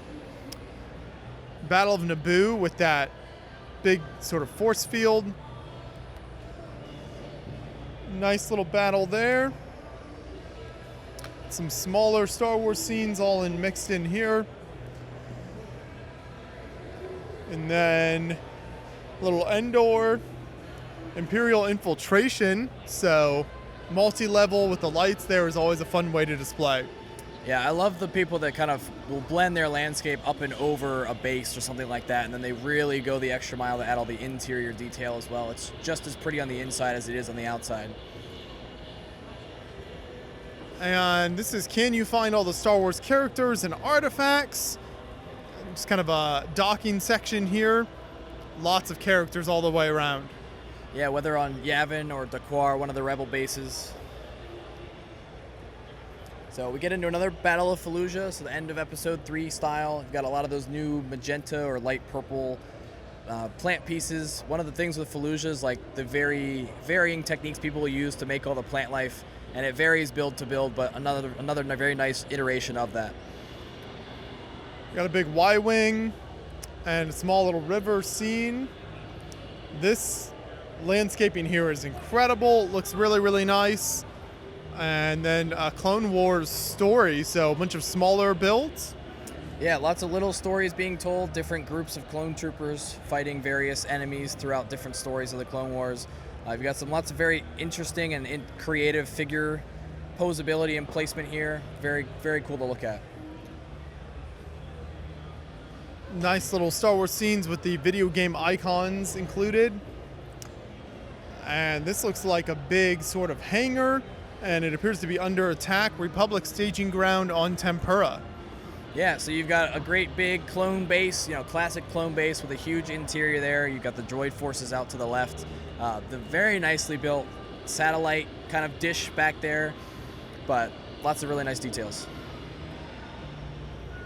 And a huge version of this Zeta class cargo shuttle with all of these TIE fighters around it, and then one kind of small base here once again. We'll cut back over to the edge. You've got your putt-putt, which is a BrickFair classic, so you're able to play some mini golf, but then you get to the medieval stuff over here, and it looks like maybe even like some Viking longships in the background. This build up here is really interesting. I'm not sure what that's from, but it's kind of a cool kind of like floating space or ship. And we've got the Dark Horizon World Tour. I want to say K-pop maybe? That's my guess on the video in the background. Apparently clone troopers are huge on K-pop. There's tons of clones in here, but you've got figures again. You see these big like stadium-esque mocks, and you see figures from every possible theme you can imagine in attendance here. And the figures up on stage there. Mandalorian mosaic in the background. And then BrickFair is giving out these unique sort of glass bricks that you see on either side of these vignettes. Iron Man over there. We've got the world in 1914. And so this is kind of the country's borders leading up to the First World War. So that's an interesting depiction there. I like that. And then Attack of the Skeletons. And the Star Wars build says to look inside. So what is inside there? Oh boy. Lots of micro-scale ships. You got Y-wings on the left, A-wing there in the center, and some X-wings on the right. But very clean. I like the way they've used the cheese slopes to kind of give that gridded look to the doorway that's open there. But the micro-scale ships are very nicely done. You even gone the extra mile to light up the thrusters on that front X-wing there. And just a few more Star Wars ships and builds on the table next to that. I'm sure a lot of this space will get filled in still.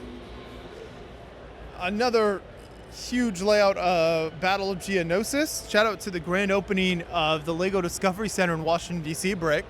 Yeah, lots of battle packs. You can see we're purchased. They've got all the Tri-Droids still. I love Star Wars because, like, anyone who enjoys Star Wars, especially the Clone Wars area, just buys battle pack after battle pack. The armies become immense. Got a nice little turret design and a speeder bike. I love these like custom mock cards the builder's done here. Yeah, so this is a large collaborative effort called Downfall. I believe it's based on some kind of alternate Star Wars story, whether it be like Knights of the Old Republic or something. But they've done a very nice job of displaying a lot of different areas of the Star Wars universe with a lot of very interesting techniques and colors. Yeah, and just really good presentation all throughout here. Just kind of instructions on how to join, so they're always encouraging kind of new people to get involved. Just fun with a lot of these collaborations. You've got battles happening all around here. And then we move on to kind of research base.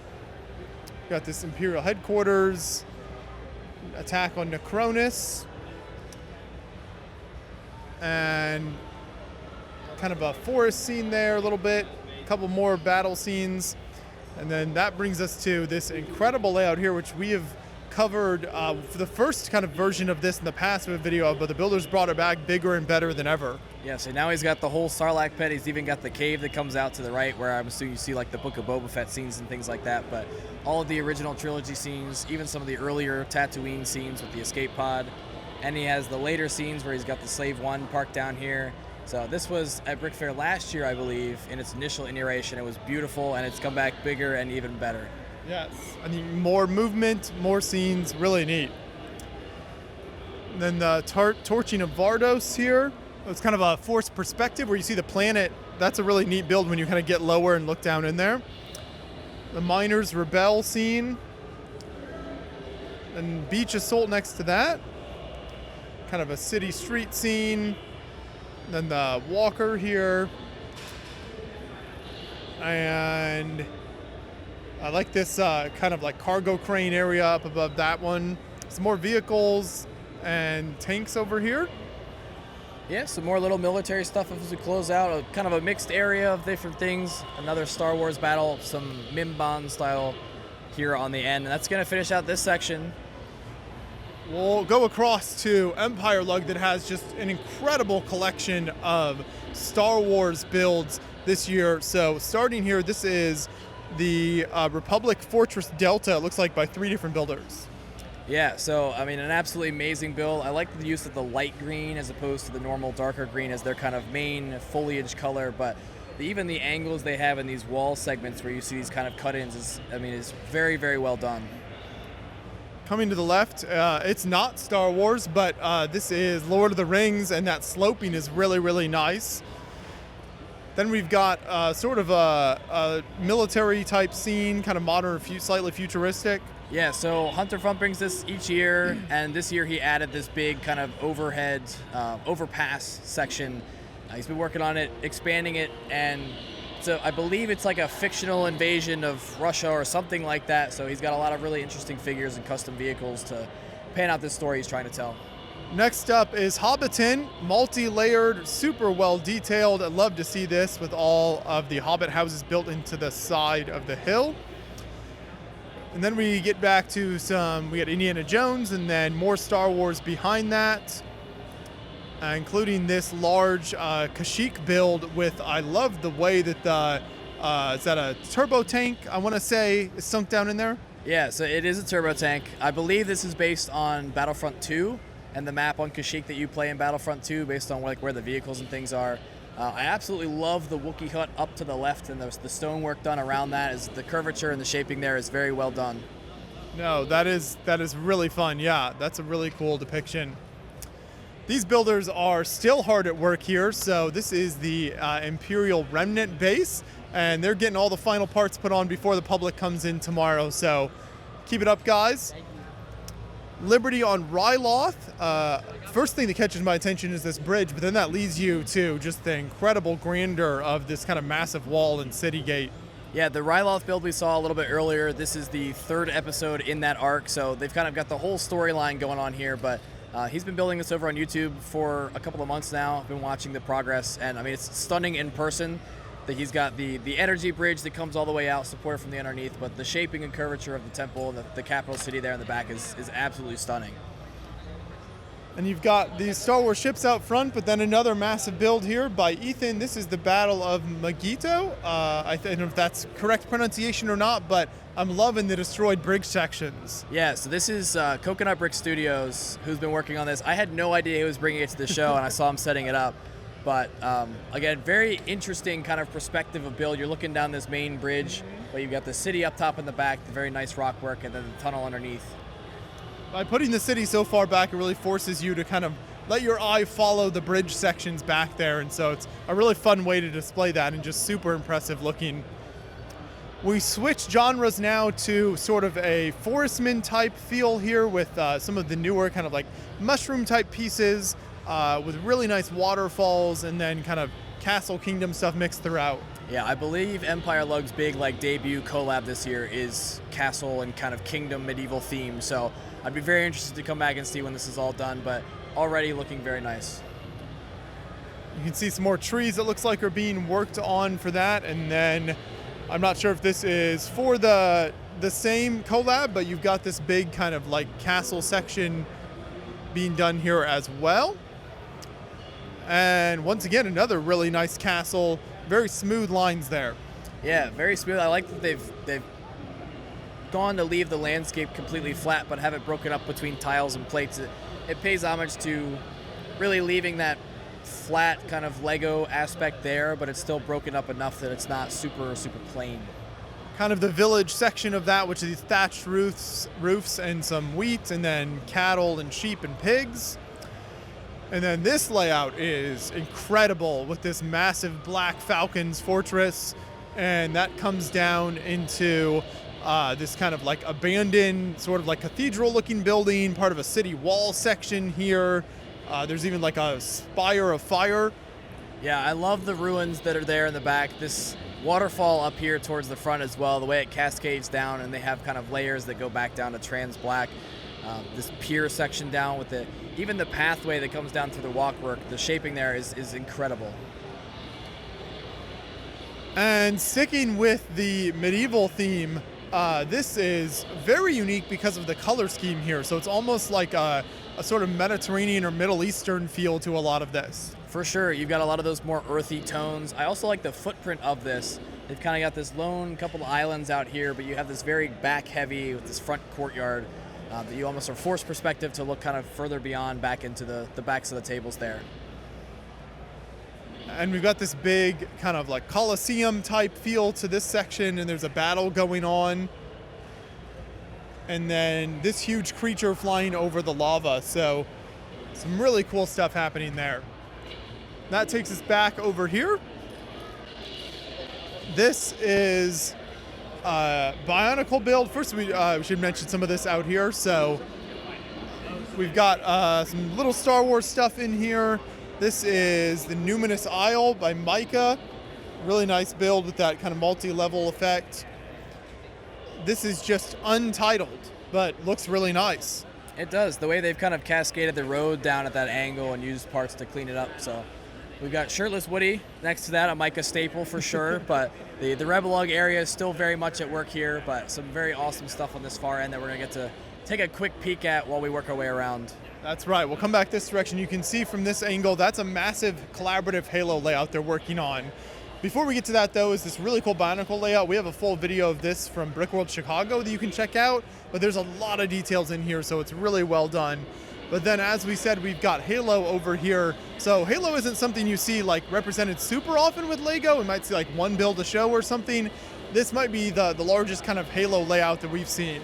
Yeah, it's a small dedicated group to Halo, but every year they bring out the bangers. Like, this is as big as I've ever seen it. There was a really well put together Halo build at BrickFair this time last year, so I'm excited to see them all back out again this year. Really taking the lug and diving deep into it, going full throttle.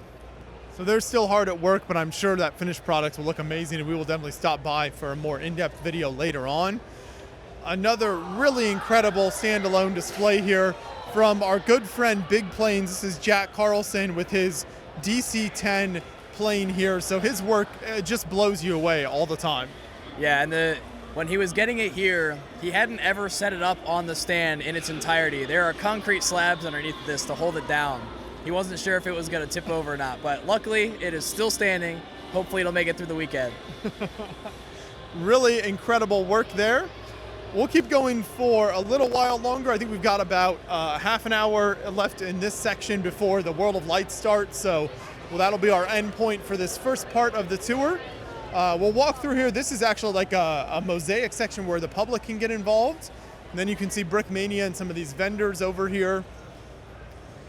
So we'll come back further down to where we left off on this side and launch on in here with, I think, some more of the military stuff. So we've got the little round top to start us off, and then we've got, looks like the French and Indian Wars depicted here, so unique kind of source material.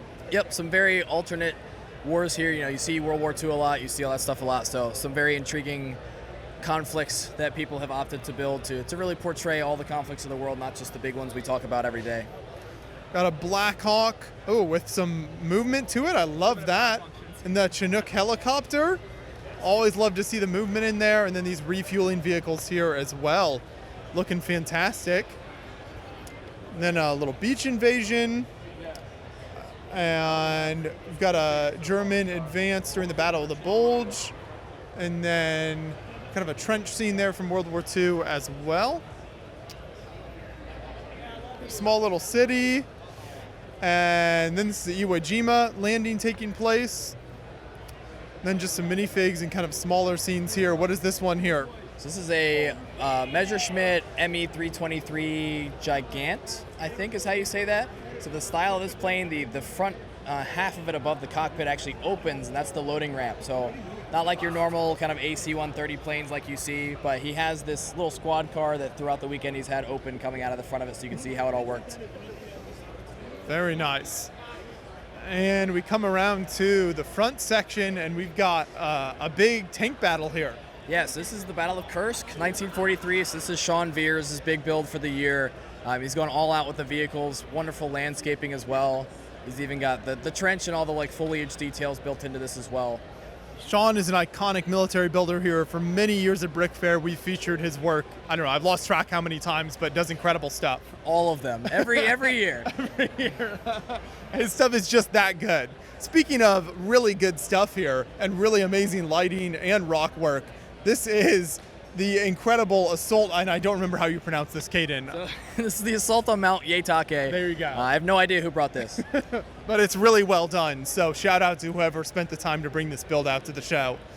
Next to that is a little modern military scene, and then the siege of Port Arthur, and some nice trenches built in there. And then we get to some Vietnam War stuff here, the Battle of Hue, and Burnside Bridge from Antietam. So Civil War is something you don't see kind of as much, but always interesting to see those battles depicted. Yeah, there's not a lot of Civil War here this year. However, there are two builds of this exact bridge. So one we'll see most likely in tomorrow's half of the video in the other hall, but very nicely done. He did another large-scale Civil War build last year that turned out really well, and he's come back again. So. And this is the Battle of Causeway. It looks like from World War II, I think. There isn't a lot of minifigures on the build right now. Yeah, the minifigures sometimes tend to run away, so people with more expensive minifigs will take them with them when they leave for the night. But we move into some more modernistic, micro-scale, general, futuristic kind of buildings. You've got this nice city building here as well, under attack. And then we move into a new collab. Generally, when you think of Magnus, you think of big vehicles or a massive G.I. Joe layout, but this year they went for the Battle of the Atlantic. So you've got a lot of early World War II ships and planes and things along with that. Yeah. And this one here, the HMS Petunia, is really impressive. We actually have a video on this from Jim Butte. He's just an incredible, iconic ship builder, especially World War II and military ships. His work just always blows me away. So if people want to see more of that, they can check our video out. Ralph Savelsberg, another incredible military builder with his German U-boat here. And then we've got this Swordfish biplane and the F-15C Eagle, and the Hornet. Some really nice aircraft in here. Yeah, these guys always bring it out with the vehicles. It's their medium, so they never disappoint with what they bring out to these shows. Some really nice tanks and planes in here. And that takes us back to, I believe, this section then over here.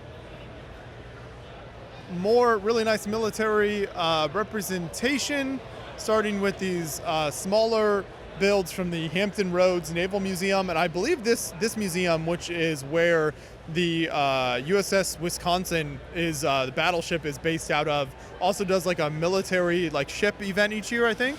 I believe so, and there should be more of this coming tomorrow morning, or is here already. So they've got the smaller ships here, and they've got this massive USS Kennedy aircraft carrier as well, with all the micro-scale fighter planes to fill out the flight deck as well. Yeah, really impressive layout. And now we have Area 51, but in kind of like a classic setup, so very Indiana Jones-esque. Yeah, we were under the impression we were going to see the Naruto running and Kyles and all that stuff everywhere, but I love the kind of classic homage to the Indiana Jones style of portrayal. He's even got some of the interior stuff happening on the other side of the warehouse as well, more of the details happening. Hearing the announcement for World of Lights starting soon, but we'll go until pretty much they shut the lights off on us. So we got this tank battle, some missiles, and some more aircraft. And this is the Battle of Maryville Gun Battery from D-Day on June 6th. Really nicely detailed in here. Yeah, and I believe, I'm trying to read it fast enough, it's British airborne forces assaulting the German gun batteries during the airborne drops prior to the amphibious invasion of Normandy. So another really kind of niche area of Normandy you don't see built a lot, but a great depiction nonetheless.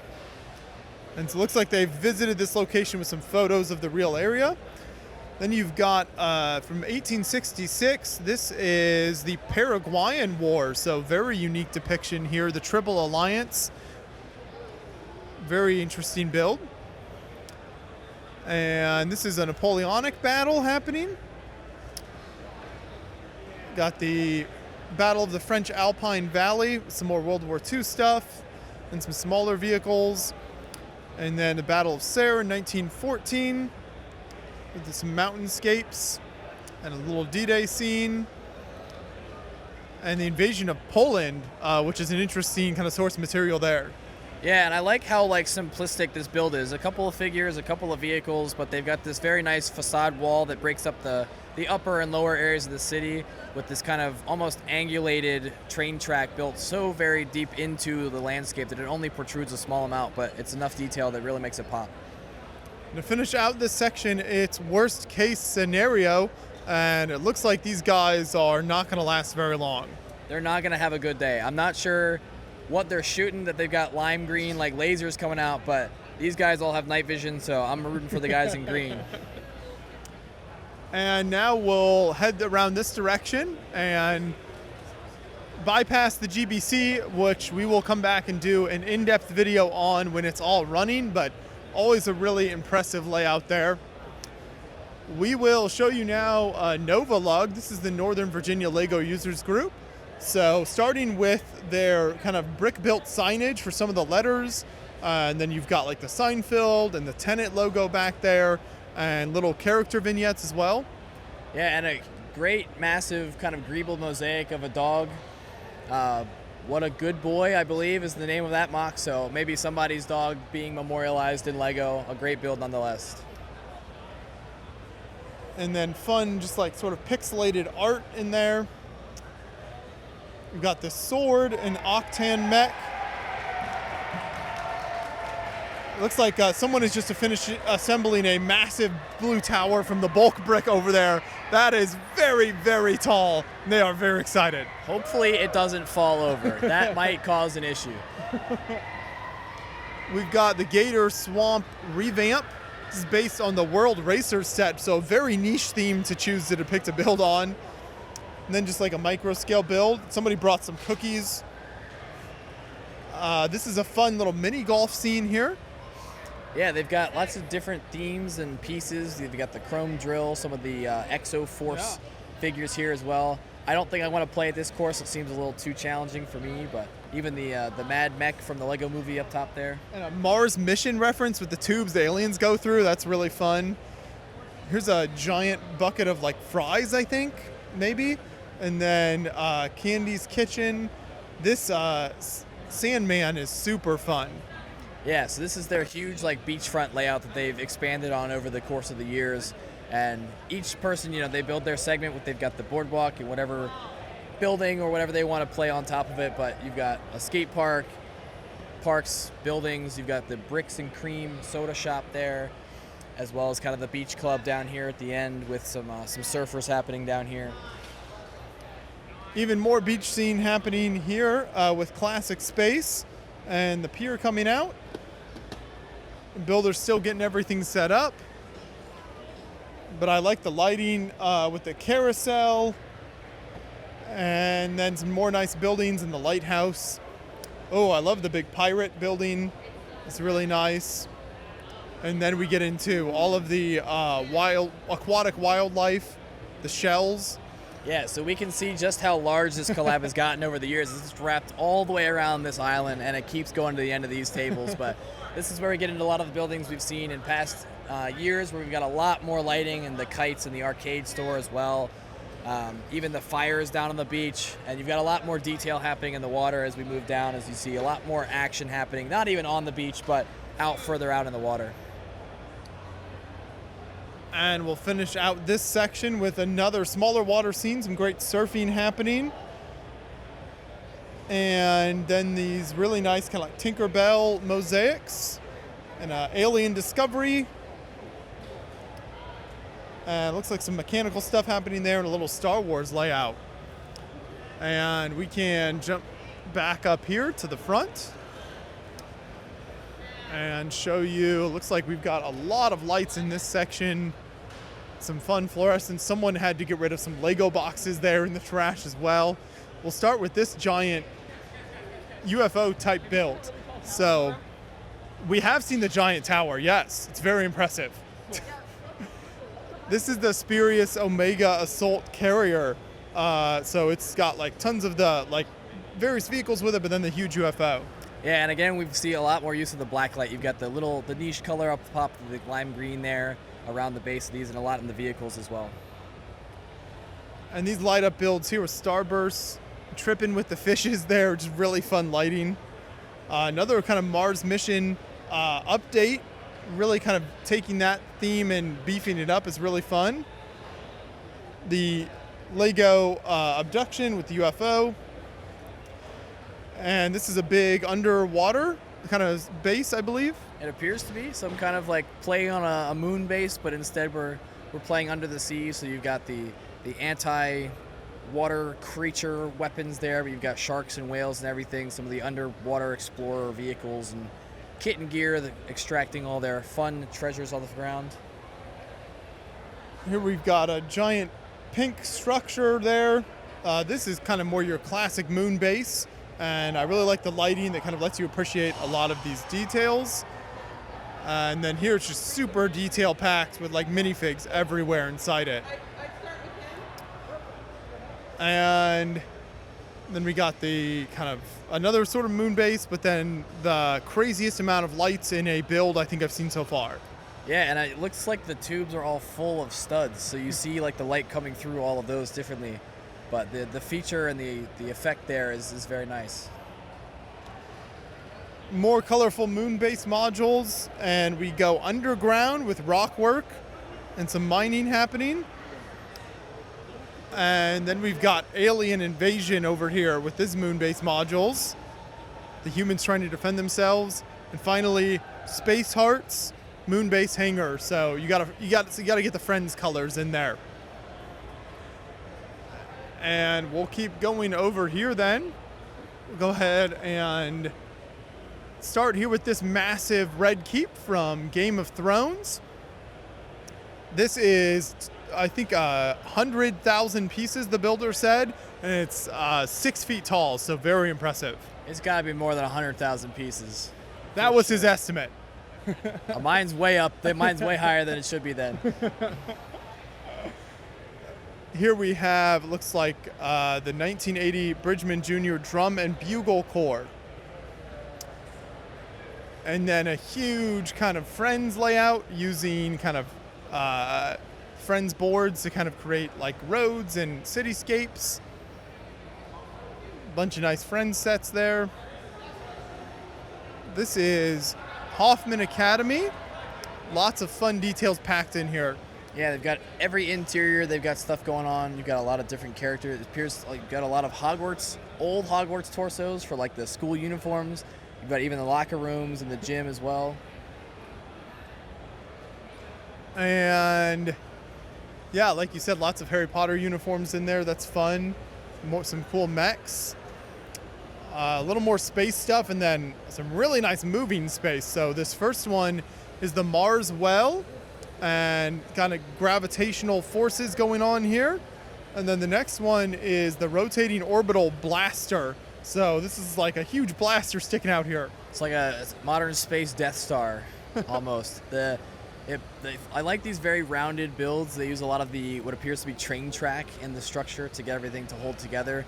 A very sturdy way to create something that's a perfect circle. Oh, and a really nice built space logo. Some really cool Lego jewelry, wearable stuff, hats, necklaces. And across the gap here is a Duplo kind of forest fairyland. A nice rainbow in the background. And then the Acorn Dreams mosaic. And that brings us to Battle of the Bands. A couple of big concerts here. Oh boy, yeah, we've got another big kind of stadium arena type build. You've got even interiors here on the front with all this lit up stadium lights. Appears to be a live Kiss concert happening up there on the screen behind it. You've got Minion security down in front of the stages there as well. Nice touch for sure. Up next from that is some more city buildings. We've got pizza, we've got abandoned hotels, and then these yellow and red and white shingled buildings, some of the more Friendsified type modulars. I really like this little micro scale Hoth here. That's an interesting scale. Yeah, we saw a lot of micro scale when we were in Chicago, and now we're seeing some more here. I think there we had Geonosis, now we have Hoth. I like they've used the little string bar pieces to give the homage that the snow speeders are tying around the AT-ATs, and all the little trans effects to give the blast effects off the ground. Next up is quite possibly my favorite all-time LEGO crossover themes. This is Military and Fabuland. Whenever builders do this, it creates something truly special to me, and I just love how there's this barbed wire and the heavily armed Fabuland creatures and the missiles shooting out, and then you've got these tank shreds coming in. Just incredible. Yeah, I mean, the creativity in the vehicles. You got an artillery truck with mortar rounds launching off towards the Zodiacs here. Some kind of, maybe even a bomber up above, who knows, but the creativity here is limitless for sure.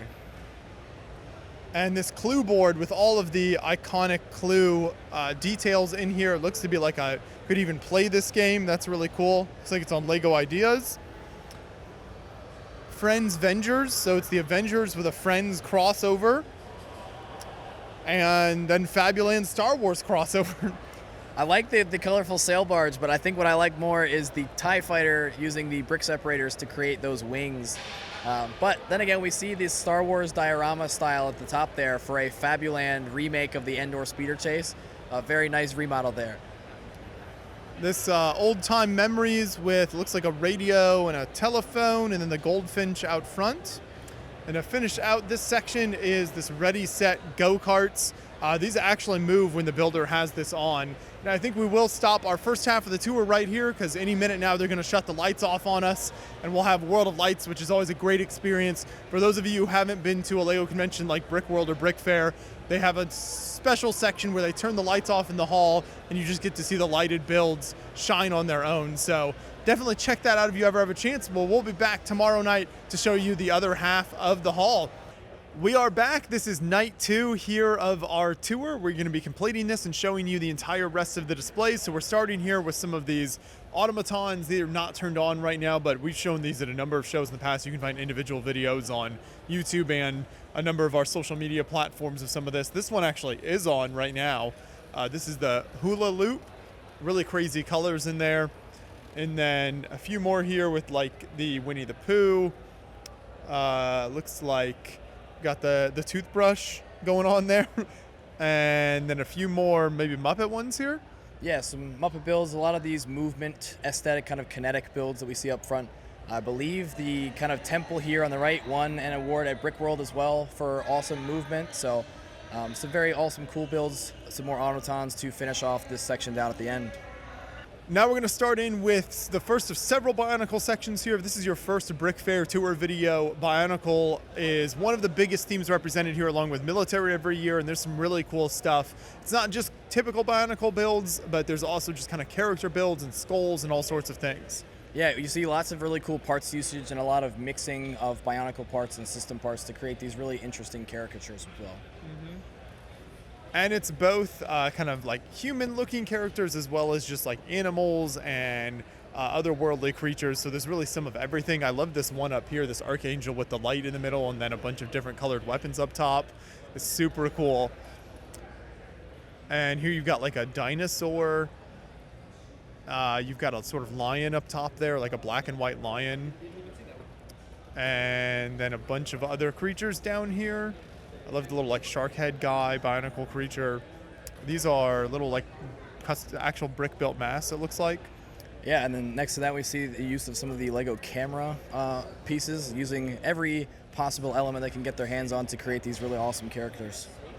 There we go. Shout out to Master Builder Joey with some of those characters there. I love it. I always like when builders display on sort of like mirrors and reflective areas. I think that makes for like really interesting kind of different looking displays. This is a unique use of the burp, the big ugly rock piece.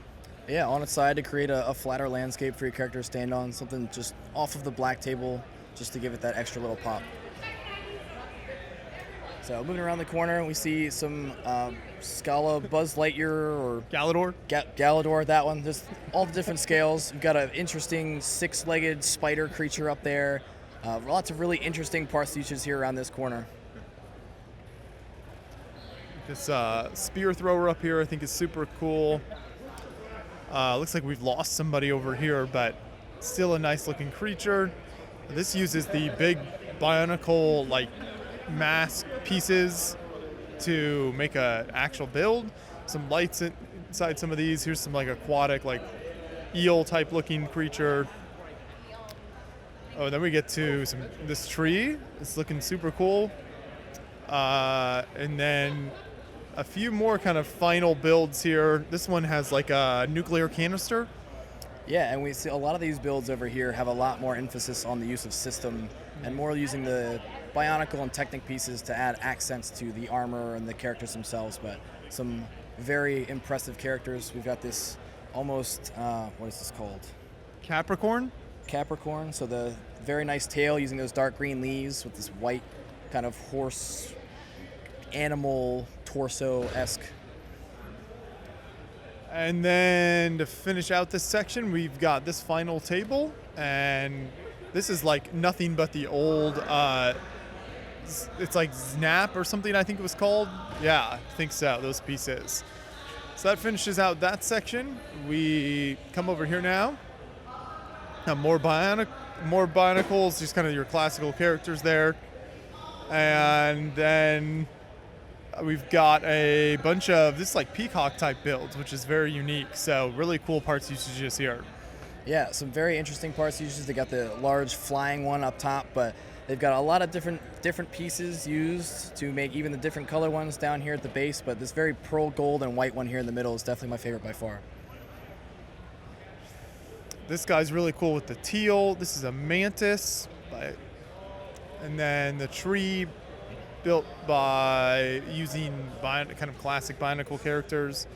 Little Legend of Zelda build with Link and all the weapons. Construction stuff. This is really cool with the sand green and the guitar. Yeah, we see again some more of these Bionicle-esque figures, but built almost entirely out of system, at least on the exterior. You know, the use of ball joints is prevalent in using these characters. It gives you all that posability, but you can do a lot with system parts if you know how to put them together. This guy's got a bunch of flames coming out, and then the red and green mixture there. I like the ones with some kind of brick-built bases are always really cool. This is like a pinball. Looks like it's maybe playable, but kind of a Bionicle pinball. And nice variety of colors in here with the black accents. As we come around to the end of the tables, we've got one of the largest Bionicle builds. This is very impressive by Eric Christensen.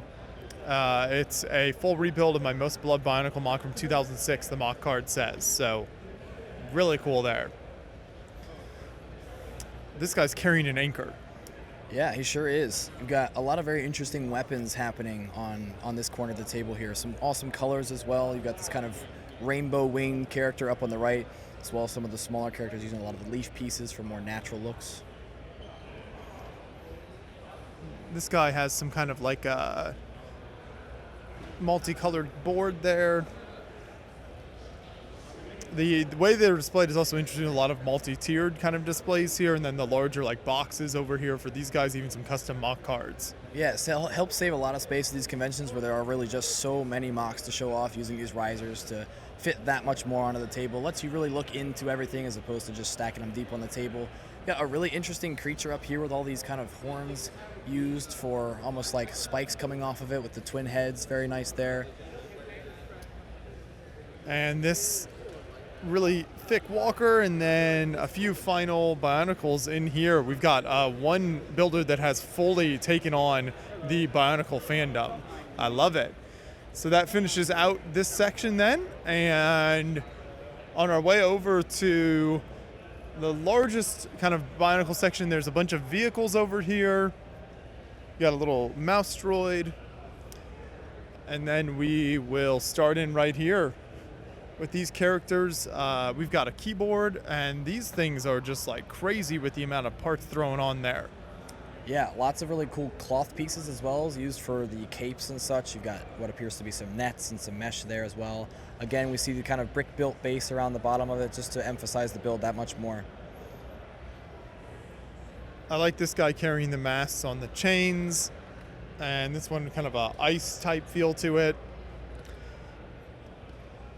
And then some of these are more of, just kind of your classic Bionicle type builds. Oh, I like this Guardian with the minifig kind of getting inside sort of a cockpit. This Soul Strider looks like it uses like some felt or something maybe. Yeah, and it appears so. Very interesting shaping there as well. They've used a lot of the like little light gray thrust pieces to create that kind of tubing there. Next to that, we've got the Sludge Runner, another very interesting build using some of the larger molded pieces. Some UFOs next to that as we move down towards a Disney Princess mech, or a whole slew of Disney Princess mechs. I think it's both villains and princesses this year. You've got the Sultan, Claymore, the Third Wish there, and then this is Knockout. You've got the Moana and Ariel, a little Mulan action, and then maybe Frozen and Beauty and the Beast, and then the Big Easy here at the end. Oh, and then the Soul Miner, kind of your full Thanos lineup. I do like that one. It's got almost like a different cockpit for each of the characters from the Snow White movies. Oh, and then the really huge one down here is the Disney. This is Frostbite. That's quite something. But then going to smaller builds, we've got the little cubes here. Another Master Builder Joey build. the yellow, and then these kind of smaller mechs, and then these ones are super detailed. Yeah, I love the parts usage in these. You see the use of backpacks and a lot of other smaller pieces just to get that much more detail packed into such a small amount of space.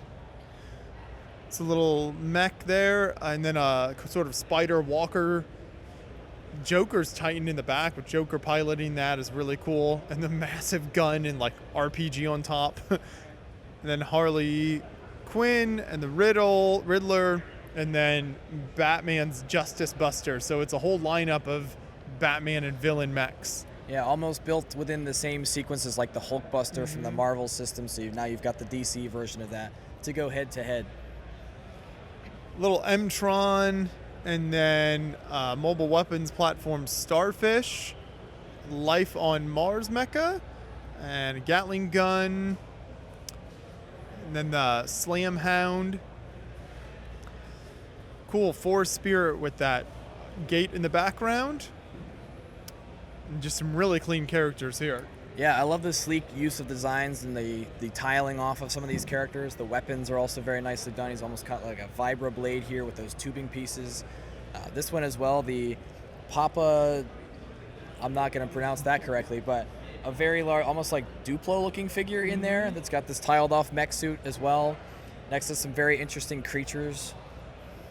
Yeah, the treads on that are cool. And you've got like an anglerfish type build. This guy floating here with the big fan behind him. The Space Police. And then we got this big hand with all the lightning at the bottom. Two-headed creature, and that says Mother's Day. Like the wings. 4 arms, one of 10 alien mocks built for the Ben 10 collab this year. So apparently there's some Ben 10 builds around. The rabbits in this big great bean. These ones here are just very fleshed out, it feels like. Well, I like the descriptions on the mock cards too. Yeah, it appears that all of these were built for different mecha or Bionicle collabs over the years, and they've brought all the big and bad ones to one convention to display under one roof. And we use the construction heads on some of the stuff here to create some rather bizarre creatures. And that takes us to some of these more like fiery red accented creatures. Then you get into some golds and greens. And then the water ones down here at the end. We got nominations. You'll see awards for some of this stuff, or nominations for awards as we go through here. These use those old like Bionicle shooters in a lot of these ones. Yeah, that was a very nice part that I had back in the day to launch projectiles at my siblings, but very nice features. They've got a lot of very similar characters, but displayed in different colors or different ways. We've got some more of the construction heads built in, another multi-head build there. Yeah. There we go. Caden came prepared to show his ID. Yeah, babyface over here. I like the use of these masonry bricks as the base down here. Really just kind of any base that kind of offsets and creates a scene, I think always helps these types of builds pop. Yeah, it really does. And like going that much further to give some additional story to the characters you're creating just adds that much more to the build itself. A little postcard style build like Lego has been doing. Then we come over here to a tornado. It's got, I think we see another throwback Kevin Hinkle minifig in the tornado as it comes around. And then Bionalug over here, this setup. And then there, Mosaic, and these individual kind of lighted displays that look really nice. And then these huge lenticular mosaics. Yeah, some awesome ones. I'm assuming there's different like energy types within the Bionicle world. I'm going to get reamed for that for sure, but they've got all 4 what appears to be represented here at BrickFair with opposites on the other side. And this large built-up display of, I guess, a world that their Bionicle characters live within. We've got a very interesting banana skeleton hand creature back there. The satanic banana, says the mock card. There's I love the camera build right there, is really cool. That is quite something. I'm not even sure what all is going on there, but there's some really cool builds in there. And some more plant life. Got some really massive weaponry on these guys here. And then these lean more into a lot of the system pieces like we've seen. You've got the teal. And then some like flying spacecraft. Looks like we've got Flash versus Gorilla Grodd. And then finish out this section, it's Wombat Combat Pictures. Their display, these planets here is really unique. Yeah, they've even gone, I guess they've hand painted them to kind of be different worlds, would be my guess, to maybe this is kind of the all-being. But you've got a very interesting scroll piece up there with a samurai almost looking character there. Some very awesome color schemes going on here. And a little orange and blue, and then I like this guy with the big hammer here. And finish out with the Jurassic Park symbol. And then we will walk over here against the wall. And this final section, as we cover the wall, will finish the large hall. So there are 2 different halls here at BrickFair. This will finish out the large one, and then we'll go into the smaller one after this. So to start off, we've got a kind of modification and expansion on the Giraffe Safari set with some trees in there. Really cool build. I recently did that one myself. This looks like an Animal Crossing village. Have not played the game, but I like that style. Yeah, I haven't either, but they've got kind of almost the blocky 8-bit 2D video game kind of world going on here with the water out front. Here's a nice Ninjago mountain and kind of village, and you can see the different areas as you kind of jump around between the water, and then you get to the temple. It's very nice. Speaking of jumping around, here's some turtle power. And next to that is a Canada bike, a little forest decay, and a mushroom, and then monochrome dragons. So this is a crazy variety of colors. Yeah, so I've loved seeing the popularity of this idea of monochrome coming to life over the last couple of years, of people really stretching the possibility of what you can do with what's limited to a specific color, because obviously not every color comes with every piece. Here's a kind of post-apoc type scene, and then Streets of Prim City, cyberpunk scene, some really neat colors in there.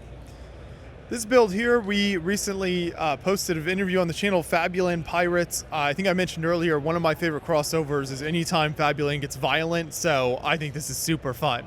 Yeah, the color scheme of the ship here, the sails even, we saw in the half from last night, the very heavily armed fortification of some Fabuland figures, something that is being more and more popularized over the years for sure. Next to that is some Lego Illusions, and then a Dragonfly, and some purple hearts, little airport. I don't know. Let's see. This looks like, I'm not sure what this is here, but it looks pretty cool. I like the multi-level to it. Yeah, I'm not sure either. I like the kind of airborne scene down there that you're seeing now with, again, one of those kind of deeper, different scenes. It appears to all be lit up. He's got wires and stuff running through this, so I'd be interested to come back and see what it looks like when it's all lit up. Someone in the comments, feel free to enlighten us on this scene, and it looks like maybe these ones around it are tied into it as well. Then we come back to some more Batman and Joker stuff in here, and these like spider characters, and just a small little kind of street scene. Here's an old inn. Amphibious caffeine delivery vehicle. Got the Lego mug inside the undersea vessel. Then what's next to that? Is a very beautifully shaped donut. Sprinkled donut. You've got the perfect rounded hole in the middle, but also they've made it be able to stand on its own. Now we've got a upscaled Mark Mathion with the M-Tron shirt being represented there, next to, again, some more of this monochrome. This time we've got a lot of minifigures, so all kinds of different themes and characters being portrayed in all the colors LEGO has to offer.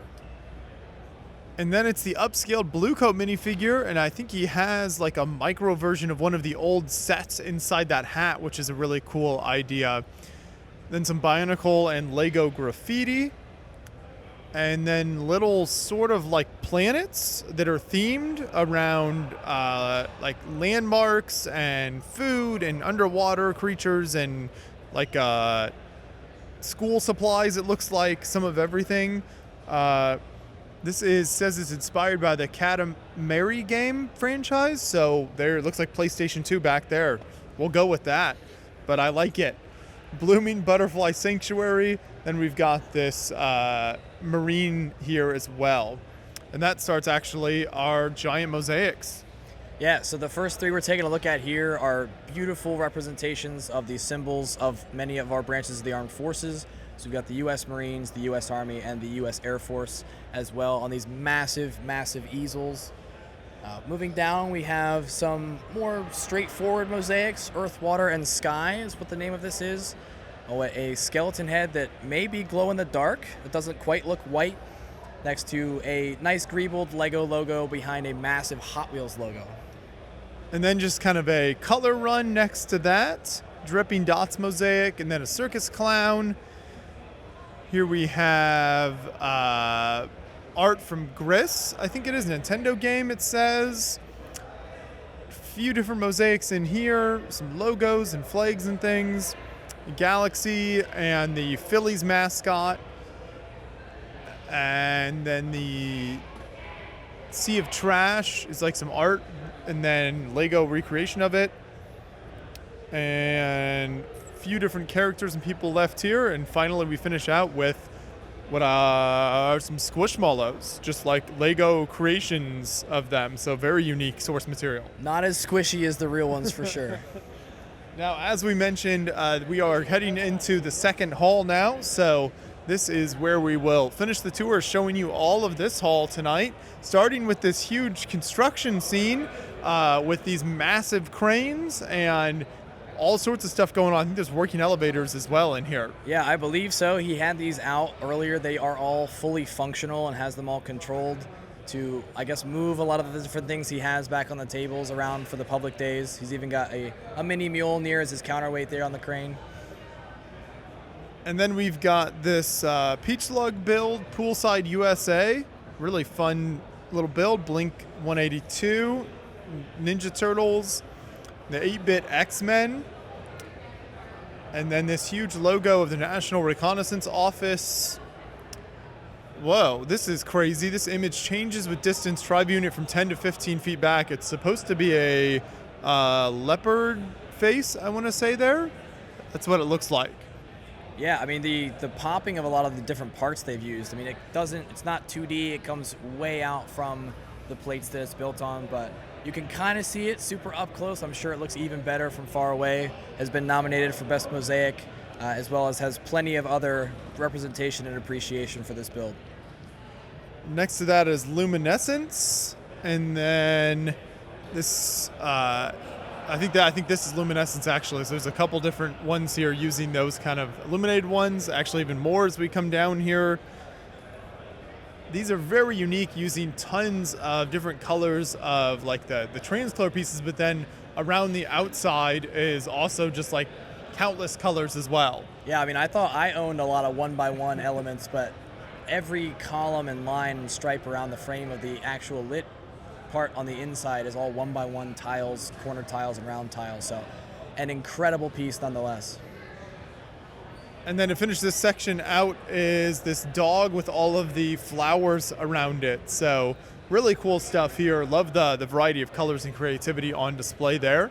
We'll just move over here to this section and start off here. I think we kind of get into medieval. This, I believe, is a Skyrim scene. Yes, it's the village of Riverwood. So there is one of the things that really catches your attention is like the roofs here.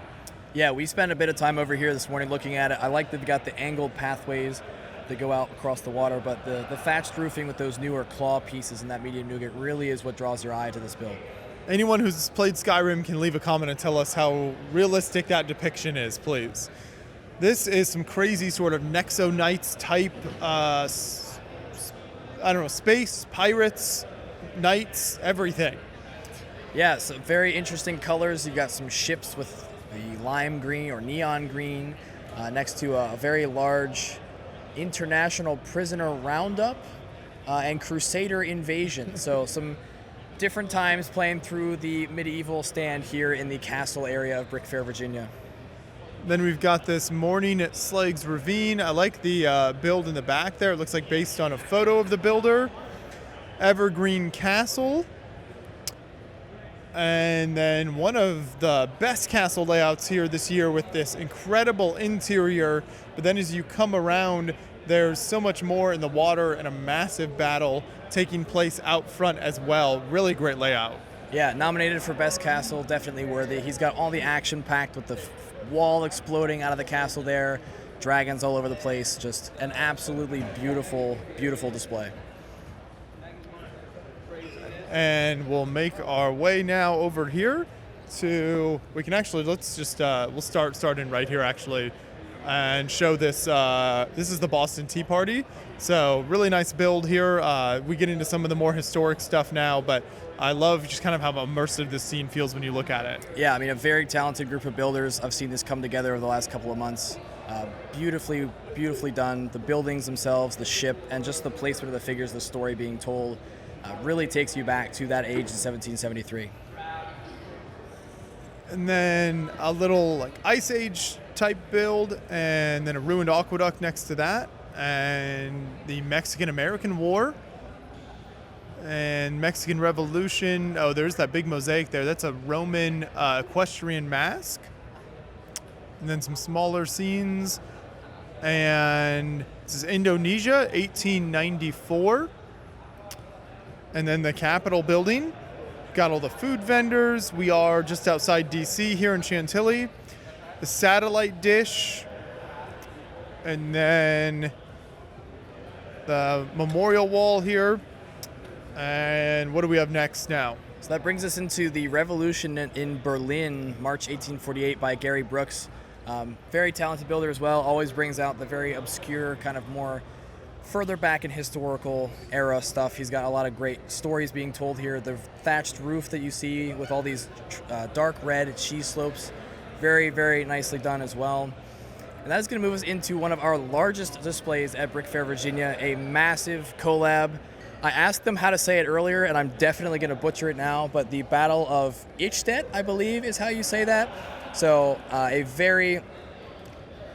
another very talented group of builders. They always bring out these massive historical displays, and it really shows their passion to not only the research and development behind these battles, but also how much they're willing to do with just the Lego bricks themselves.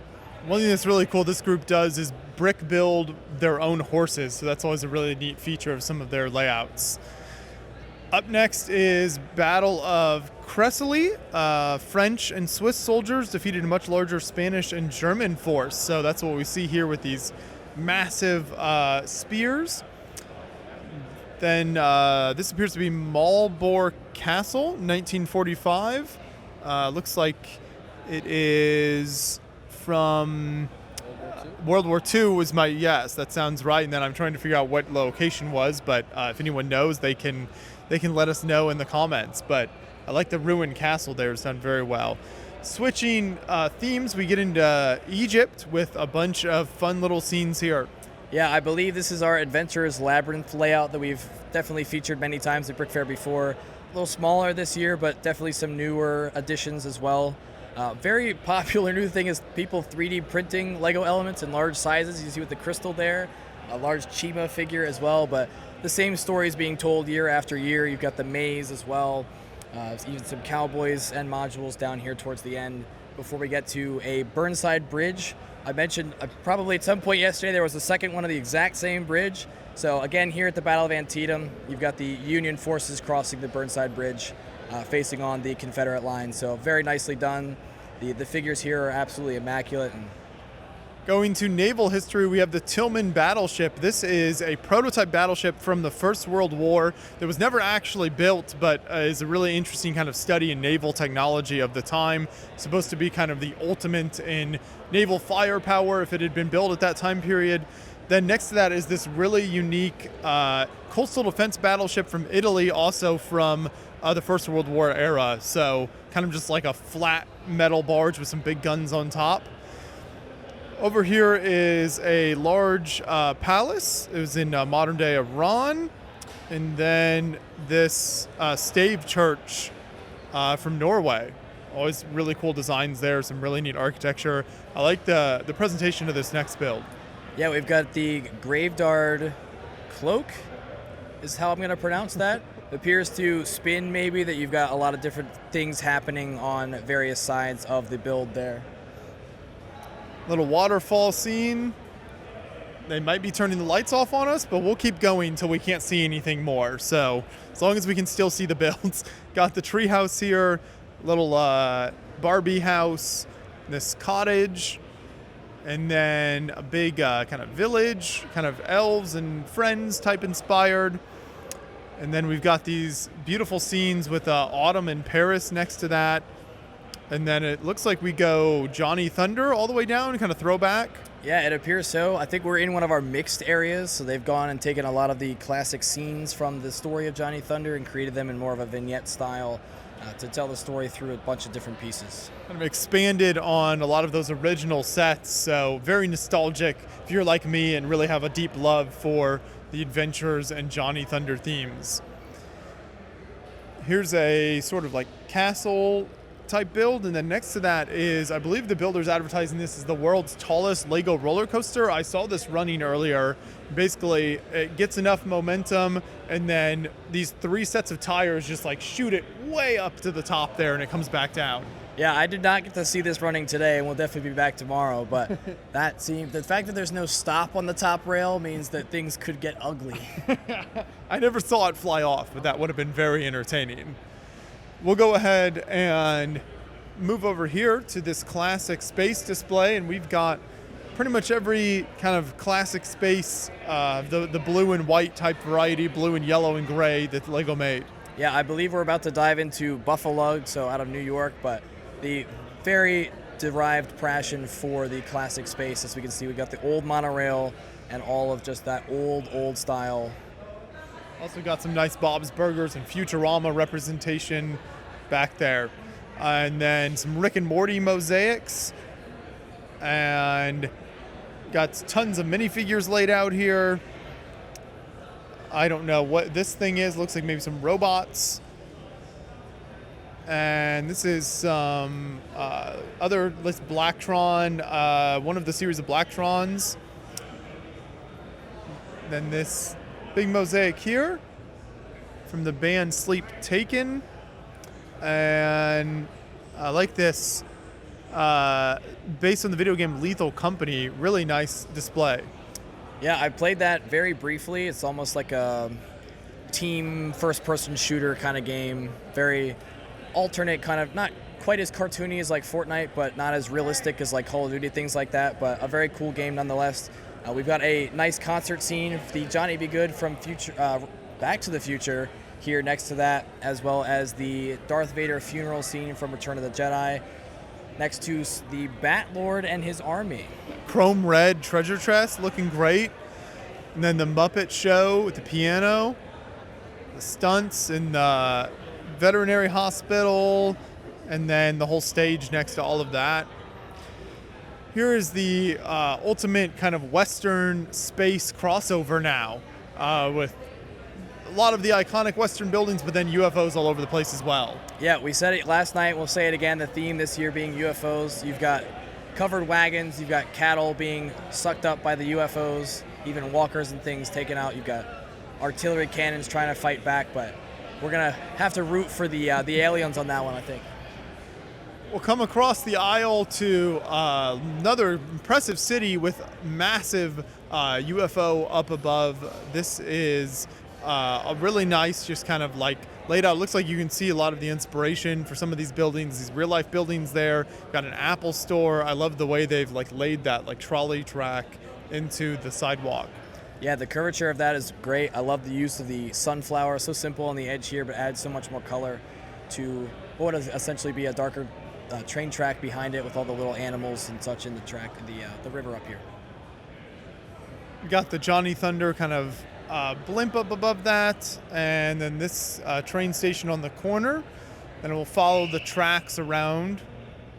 Lots of fantastic trees.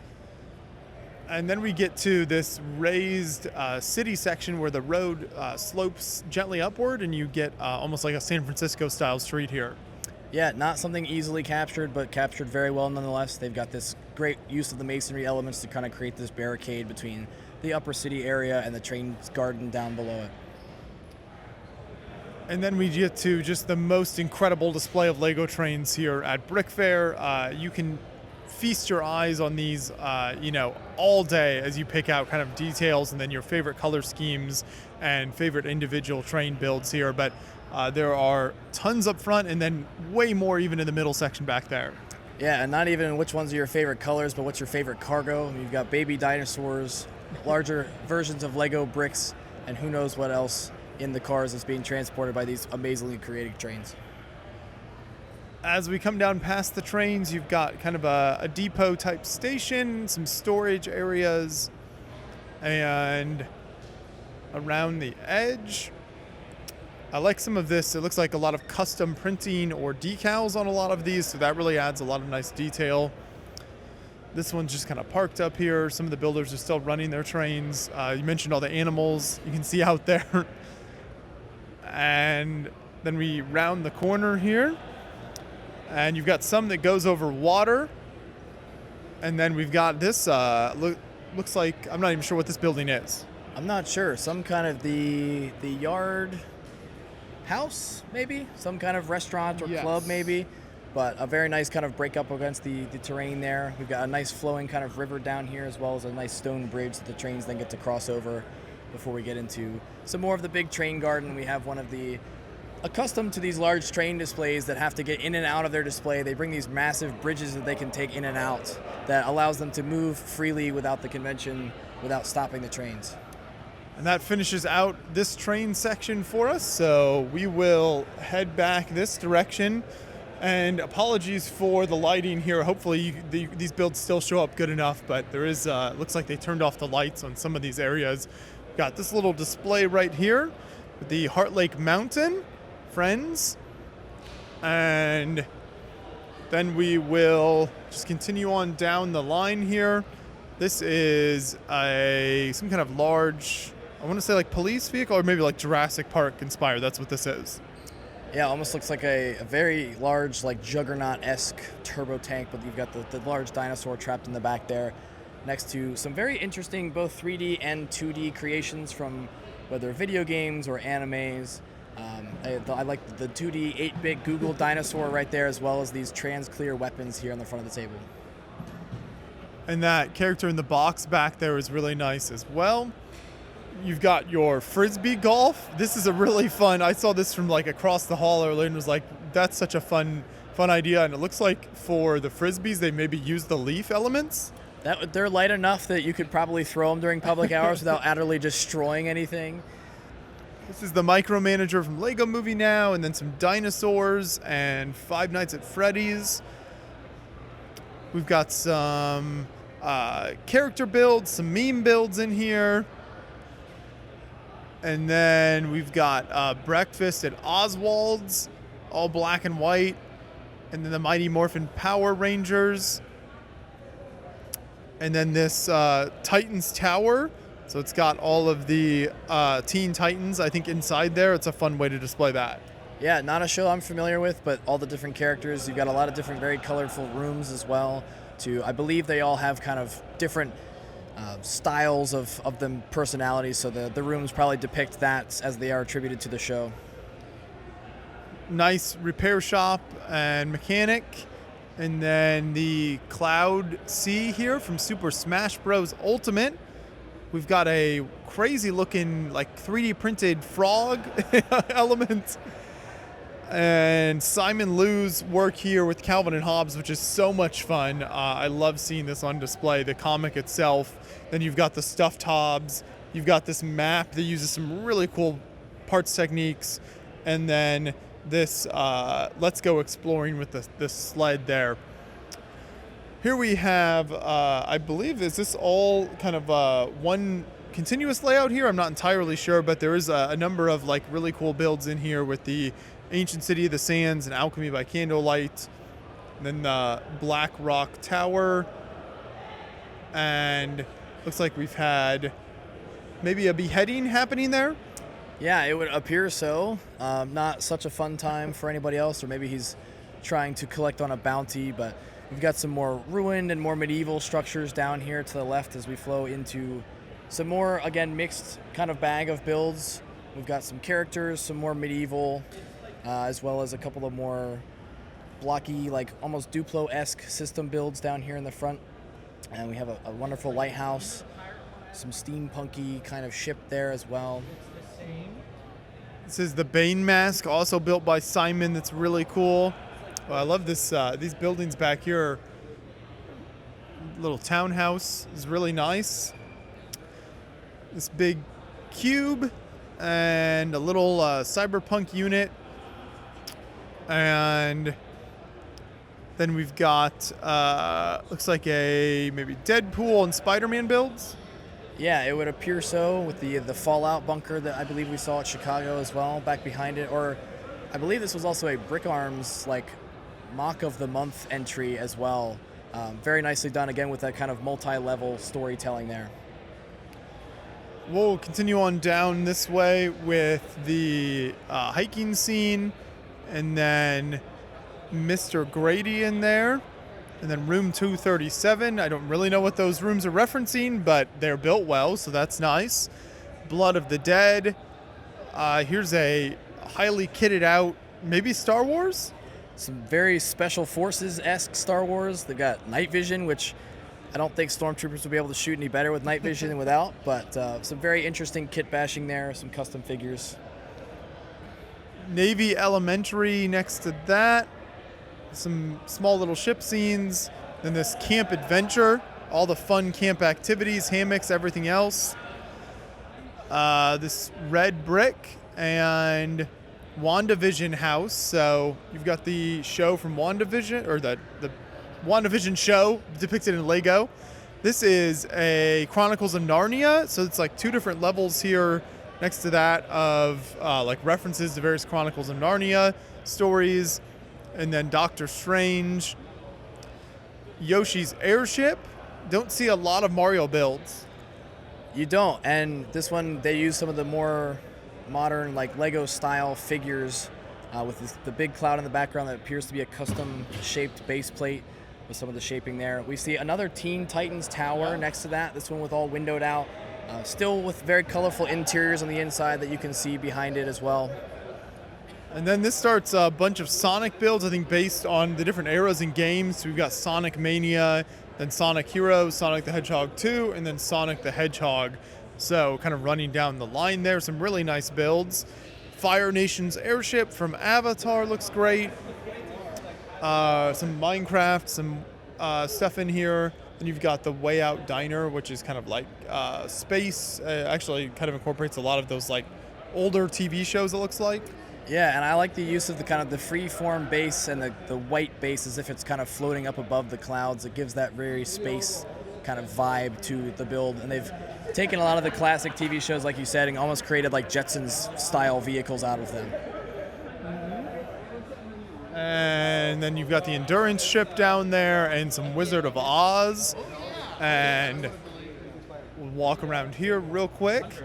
And you've got, once you go past the Wizard of Oz scenes, you've got some more Fabuland Crossing. So this is your Animal Crossing Fabuland crossover, which is great. And then like a Brickhead's character build. And this like 8-bit, 16-bit character. And then Super Mario World Koopa Clown Car. And then some really nice like temple build here. Yeah, the use of kind of just the parts on table with the bones to add to the aesthetic of that. Next to that, we've got some very impressive cases of custom figures from both the Star Wars and DC and Marvel worlds of pop culture. Some very interesting character builds next to that. We've got some Pokemon there. This guy from Smiling Friends, it says. The pointy hat. And then the Micro Nerf blasters are really fun. And a Skull Truck. And then this is from J.R. Tolkien inspired, one of his stories. A little gnome and fairy farm. Here we've got a few prototypes like Iron Man. And this little like, it's like a mech for the, was that the newspaper boy? Yeah, the newspaper CMF, he's even got the larger scaled slingshot there. Probably a little more power behind those projectiles with the mech, but a nice build nonetheless. Steampunk Adventures. I love the airship there, super fun. And then this is Eternal Sunshine of the Spotless Mind with this ice and snow scene. Large scale Animal Crossing creatures next to that. Isabel and Tom Nook. And then we've got this Saw movie scene and video game characters. And then this is Wednesday's Child Full of Woe, so I think the TV show Wednesday, and then the scene behind that as well. Yeah, both from the Wednesday series. We've got a larger mosaic next to that depicting what appears to be a family dog that either has passed away or maybe just a commemoration of this individual photo, but a great depiction of that. And we move into some more of the kind of mosaic-esque movie title scenes. We've got Scream, Jaws, Frankenstein, Ghostbusters, a lot of the kind of classic fear movies there.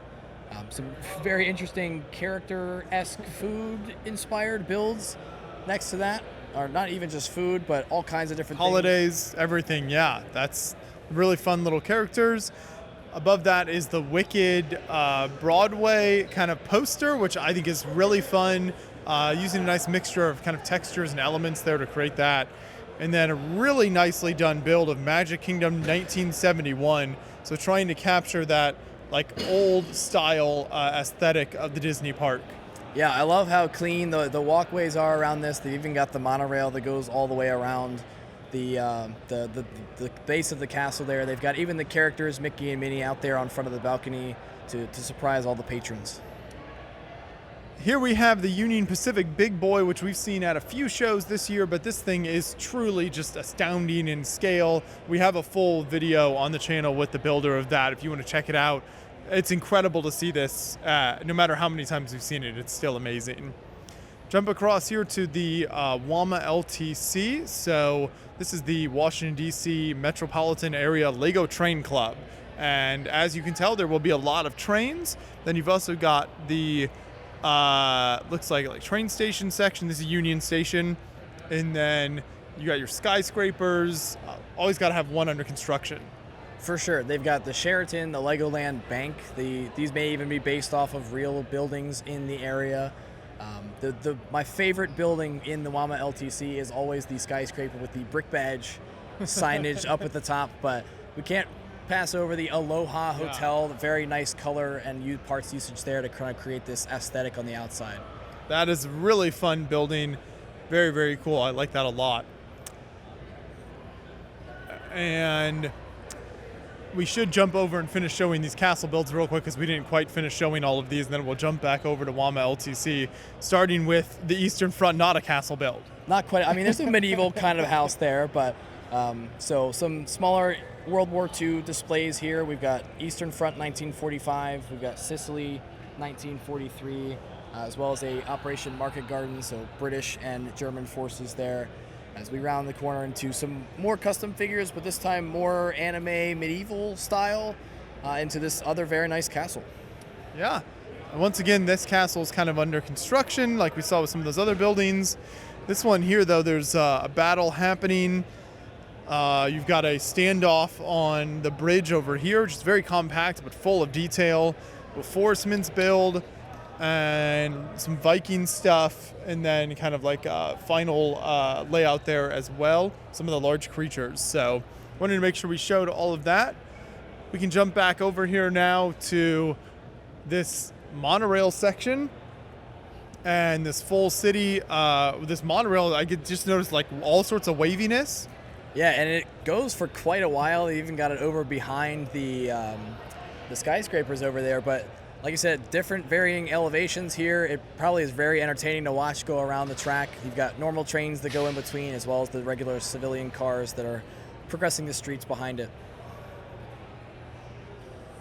And then the Jolly Roger Pub, Viking Games, just a bunch of really nicely decorated buildings in there, Unicorn Books, the O'Connell's Bar, Mexican, and like a larger like church building in the background, I believe.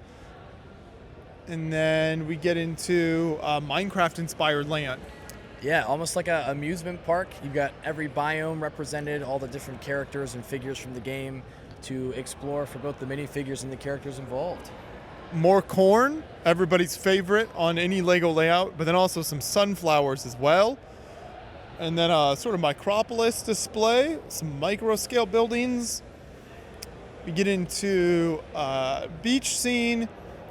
This Wama LTC banner that's all brick built is really impressive, along with these rides out here. Yeah, I love that, flying behind the biplane, coming off the beach there. The these Dodgem, so there's a bumper car amusement park there on the front with the Ferris wheel and the small roller coaster there. I love how they've done the brick built sign there, these kind of ring elements. But you've got a very interestingly shaped and spelled the Flamingo Hotel there in the back.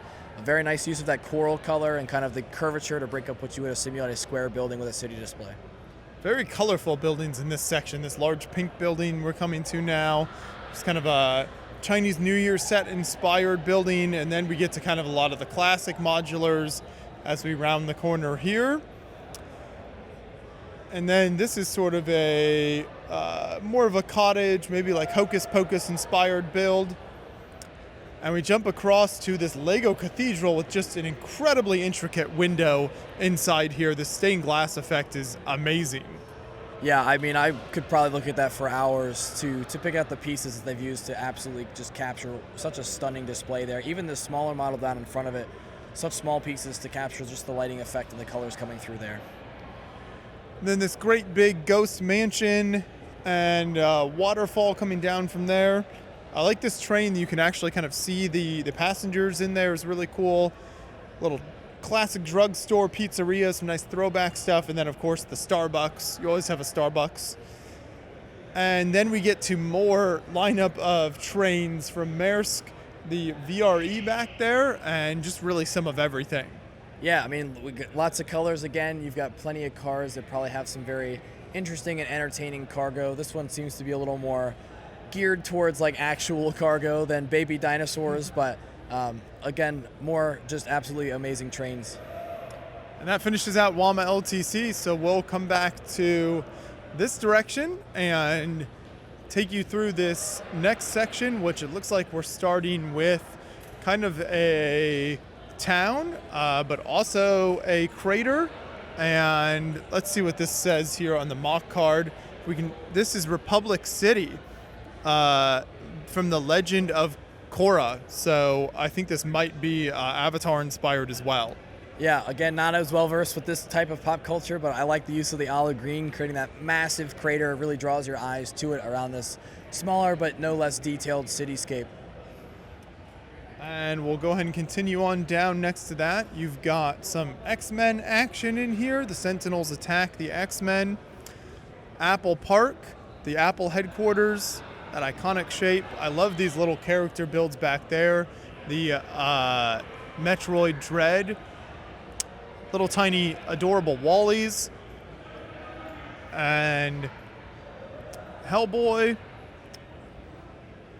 Very nice. This is the Bureau for Paranormal Research logo and some weapons.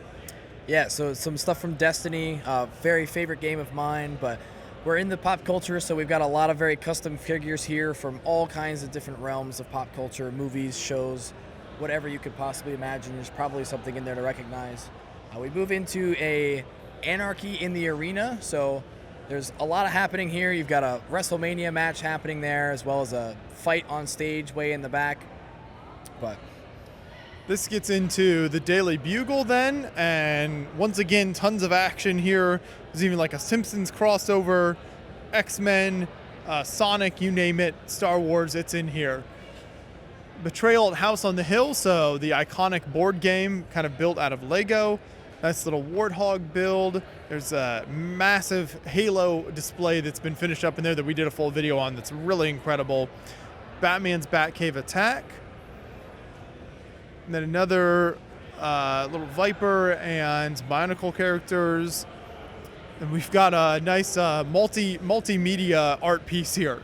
Yeah, using some almost like troll hair for fire effects there. You've got some great movement. You've got Perry the Platypus back there.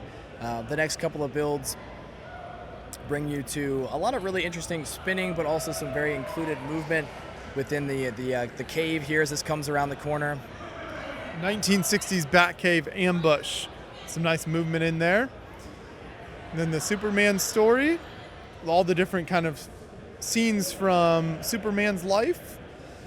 And got your Patronus build, and the burrows, and then a whole Harry Potter layout here with it's inspired by a lot of sets and then just kind of like displayed in unique ways and customized and expanded on all the way with the train and Diagon Alley. And then we round the corner here, and you've got this is a Pokemon, some kind of Pokemon that I don't know. I don't either, so it's cool. Nonetheless, you've got a lot of very interesting colors for the kind of energy effects coming off there. You've got the small character and the very, very large character there. You've got a Minecraft Hydra here as well, the 3 heads, moving into the Wither Storm. So I don't know if this is also Minecraft. I don't think so. Or you've got the Wither down here and some larger builds around. But nice Doctor Who build with the TARDIS, and then some Klingon and Star Trek, Grand Budapest Hotel back there. One of my all-time favorite movies. I saw this build earlier and loved it. Such a fantastic film. Really, really great build there as well. And then this is the Bonkle. It's just the ultimate Bonkle. It's the Bonkle. There's no other way to say it. I mean, you've got lots of things coming off of this. Lots of really interesting Bionicle and system pieces. Very pink. This is lots of, horses, pink, everything going on here. And then I was confused at first because I thought it was a Star Trek build, so the mock cards really like throwing you for a loop. It's very contrasting builds. Yeah, the little Trekkers is referring to all the very small space vessels, and the Pink Pony Club, I think, is the one with all the pink ponies. I'm not sure, but I'm 100%. I love this display just of the social media logos. I don't even know what the purple one is, but there you go. I like it. LinkedIn, maybe? I don't know who has a LinkedIn for Lego, but I mean, hey, that's next level. And we've got the Biltmore mansion back there, and like the stacks. Then just some Star Wars mixed in. And this Game Boy looks really nice. You got to have Bluey's house, of course. You do. Some awesome like 2D, almost constructed builds here, almost mosaic-like, if you will. And then some Transformer/mech builds here as well, as we move down into a TV that we can't see and another Batcave. Classic Batcave once again, 1966. Some of those old fun aesthetics and colors. Here's some one-piece builds and Chainsaw Man. Then you've got like Spider-Verse stuff. One of the funniest Spider-Man scenes of all time there, captured there. Those Spider-Verse movies are some of my favorite, just super fun. And then Fantastic Four Lab. Some more custom superhero minifigures. Taking us all the way down to the ultimate, maybe in Spider People displays. Yeah, the mass collection of all of the figures from the Spider-Verse built onto a Lego spider web. Yeah, this is crazy. Just like an incredible collection of spider characters. So very fun there. Then Jurassic Park scenes with the big Jurassic Park banner underneath. And a Marauder class heavy, this is like mechs and aircraft carriers, it looks like, to transport them around. Little ice planet fortress, and to finish this section out, it's the moon landing.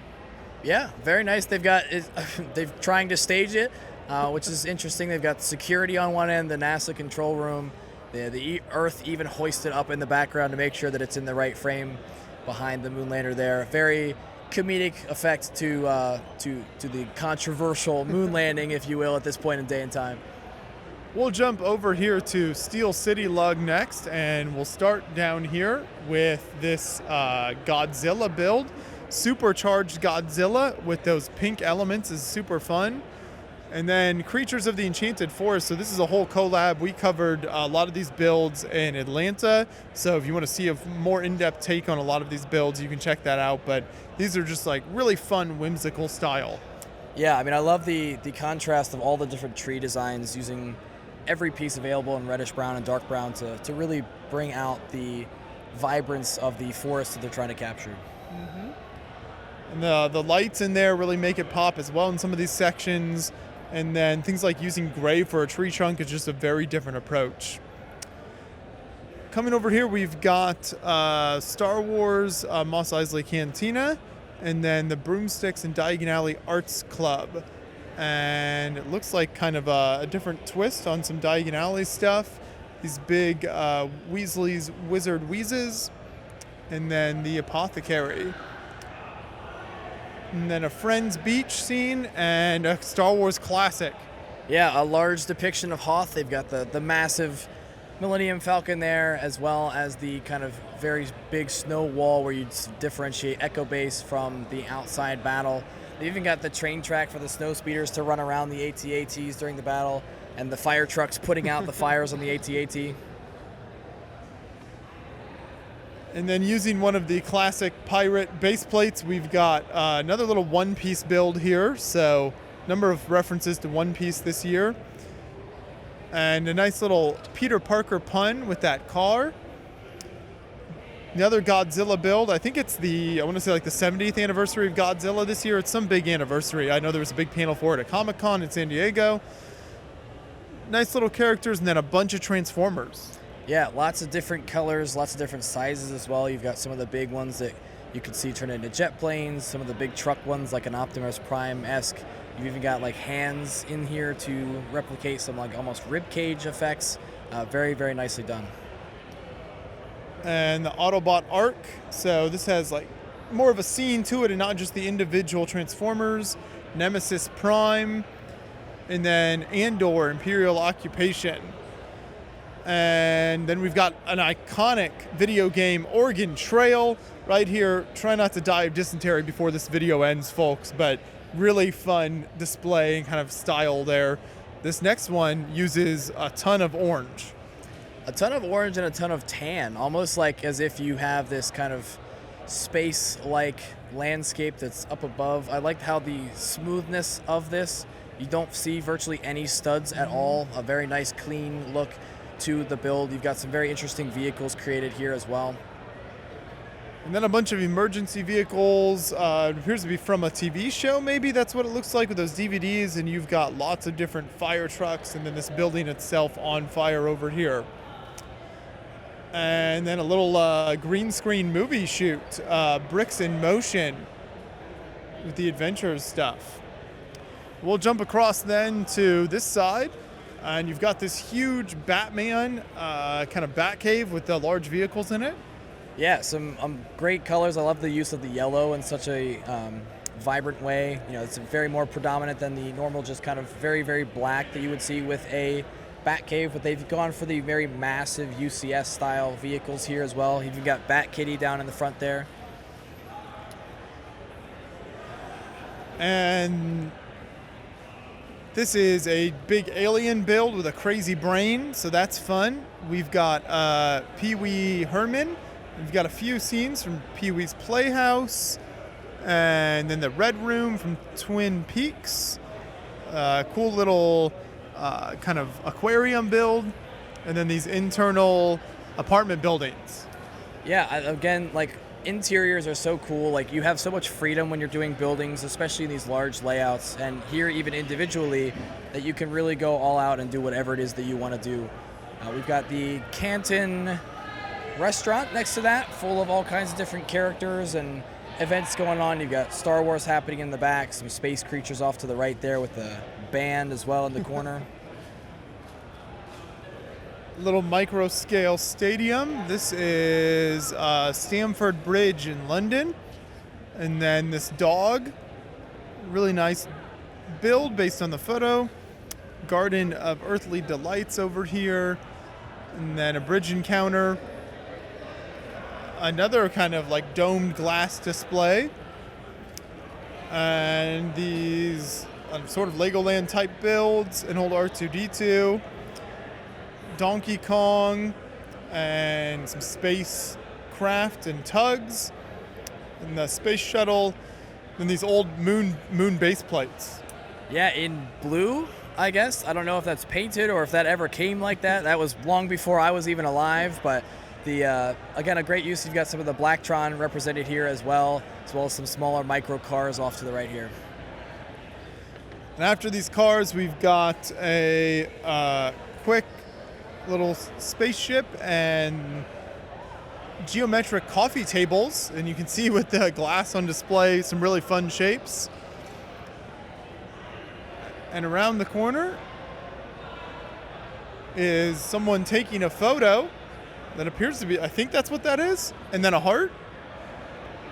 Yeah, the mock card through the camera's eye, and it says to feel free to ask questions or talk to about what they're doing. So okay. I guess the lens is meaning they're taking a picture of a tree is how I'm going to interpret that, but I like the kind of 3D effect that pops out from the camera lens there. Absolutely, I love it. We'll jump across to this next series of builds here. I think we've just got a couple sections left, so we are gonna finish out here real soon for you. Thank you to everyone who stuck with us this whole time. This is the HHN Pyramid. I don't know what HHN stands for, but it looks like a lot of spooky things. Yeah, it's kind of this larger style habitat-esque build here. You've got a lot of different things happening. You've got, like you said, Halloween up top, but you've also have some of your more classic themes with like the Pharaoh's Labyrinth stuff as well. So the Titanic also happening there, tied to the mid-right. Next to that is Heroica Island. So this is based on the old Heroica, I think, Lego board games, just not something you see referenced very often. Then we've got these really cool snowmen builds, just fun geometric shapes to create these really big snowmen. Yeah, I love these. The use of the trans smoke plates with the snowflakes as well. They've even got these kind of contracting balls here in the middle using the clear or gold hinge plates. I'm assuming those kind of expand and contract as well. Very nice parts uses there. Little micro scale town, and then some Epcot attractions, and various just launch pads and ruins and micro scale cities in the back. And then a ton more habitats here from lots of pop culture. You see some Star Wars, looks like maybe some Legend of Zelda in there as well. And then Disney princesses, some of everything in here. Yeah, I mean, so many to look at. You've got characters from just about any genre. Really a testament to the builders' own passions in their life outside of Lego, or even with Lego. You've even got the Capitals winning the Stanley Cup down here on the bottom left, a team of mine for sure. But we're going to round the corner into this very nicely displayed Cornerstone Chapel, which I believe we have seen before at this show. Again, but very nicely done. And then these smaller scenes are things like Monty Python and the Holy Grail, and you got an alien in here. You've got Dracula, and this is fine. Little meme build, going for gold in Paris up there. It's very nice. And then this little St. Peter's Basilica is fantastic. Just really nicely detailed, really clean looking build. And next to that is the high altar from inside St. Peter's Basilica, a micro version of the Grand Budapest Hotel that we saw earlier, little Basilica National Shrine of the Immaculate Conception and Trip to the Moon, and then a very unique tree. Yeah, we've got a lot of the trans purple, ball joint, bionicle almost pieces to create this kind of very rugged tree trunk look, and a very smooth base to display it on. Next to some very nice little mecha builds, as well as some smaller style vignettes with different aircraft and spacecraft as well. And then just parts of some buildings here, some different facades, and Oaxaca Castle, French-style chateau in Long Island, New York, and then a bunch of micro modulars in the back, and some construction stuff. And then this is, I think, all from Adventure Time. This is built by Noah Hennings, so a bunch of individual scenes from Adventure Time, and there's like so many fun details to pick apart here along with his BMO build. Yeah, he just did a whole great job in this whole series of vignettes that he had, I believe, for the first time at Brick World Chicago this past summer. Again, I'm not a huge Adventure Time person, but the colors and different details he was able to put in such small areas in those vignettes is very well done. New York Sunset, and then Camp Bigfoot. We've got the monster over here, and then a Temple Reef, so the temple with the waves underneath, and then under all of that, the coral and all the aquatic life is really fun. I think we do have one final section over here that we did not hit when we went through earlier. So they've got the big floor mosaic build that public can work on. And then I believe this section here should finish it out for us. And this will be the last of our display. We'll start actually over here, make our way this direction. This is a nice castle scene with kind of a parade happening out front with all of the knights. And then we round the corner and we get a really nice kind of waterfall and just like landscaping scene in here with some bright green trees. This build here is amazing. Yeah, so this is the Castle Red Skull. It appears to be a Lego and action figure mashup, as you've got a lot of different Marvel and World War II German soldier kind of 35th scale figures here. The, I guess, Hydra Red Skull castle, a very nice use of the dark red and the sand green for this very smooth kind of castle facade. The skull definitely comes out very nicely there. Next to that is a bunch of biblical scenes, and you've got like the resurrection back there and like a Noah's Ark build here. Nice little dinosaur thrown in there. And then a bunch of castle scenes next to that. And the Lion King's castle. You've got the kind of like a world map, sort of Mediterranean back there. And then I like the use of like causeways inside here to cross the water. Yeah, they've added that extra bit of depth, right? Being able to be displayed on a corner, you get to see it from multiple angles, and so you find things looking from the one side that you don't see from the other. And the Viking longship, and then we've got Isengard here, some more Lord of the Rings, and another tower, but very, very different style. This is Mystical Tower. It's built using like the sand green kind of ingot pieces, and then some of that like nougat up top. Yeah, very nice parsuches here to create this wonderfully rounded castle tower, even to use some of the elf-like railing pieces for these very infatuated architectural windows as well. And Sentinel Central here.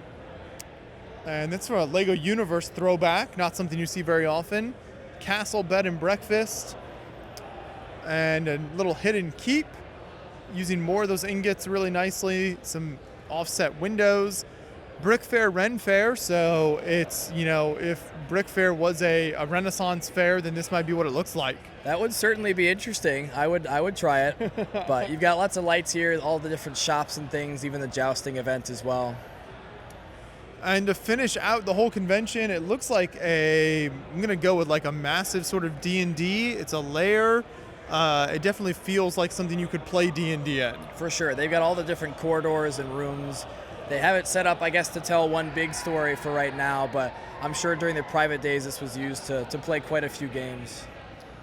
And I believe, Caden, we have completed the BrickFair Gauntlet, as I like to call it. We have shown the entire convention show floor, both the smaller and larger hall. So thank you to everyone who watched, but especially thank you to Caden. If people want to see more of your work, where can they check you out?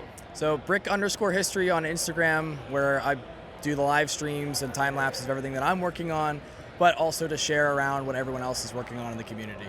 I love it. Thank you so much for everyone watching. If you want to leave a comment with your favorite build that you saw here during our tour, feel free to do that. Feel free to correct us as well, because I'm sure we might have gotten just one or two things wrong. You know, most of the time I think we're absolutely perfect, though rarely a mistake. It's like 99.9% of the time we're just on it. Absolutely. Thank you, everyone. We'll see you at the next show.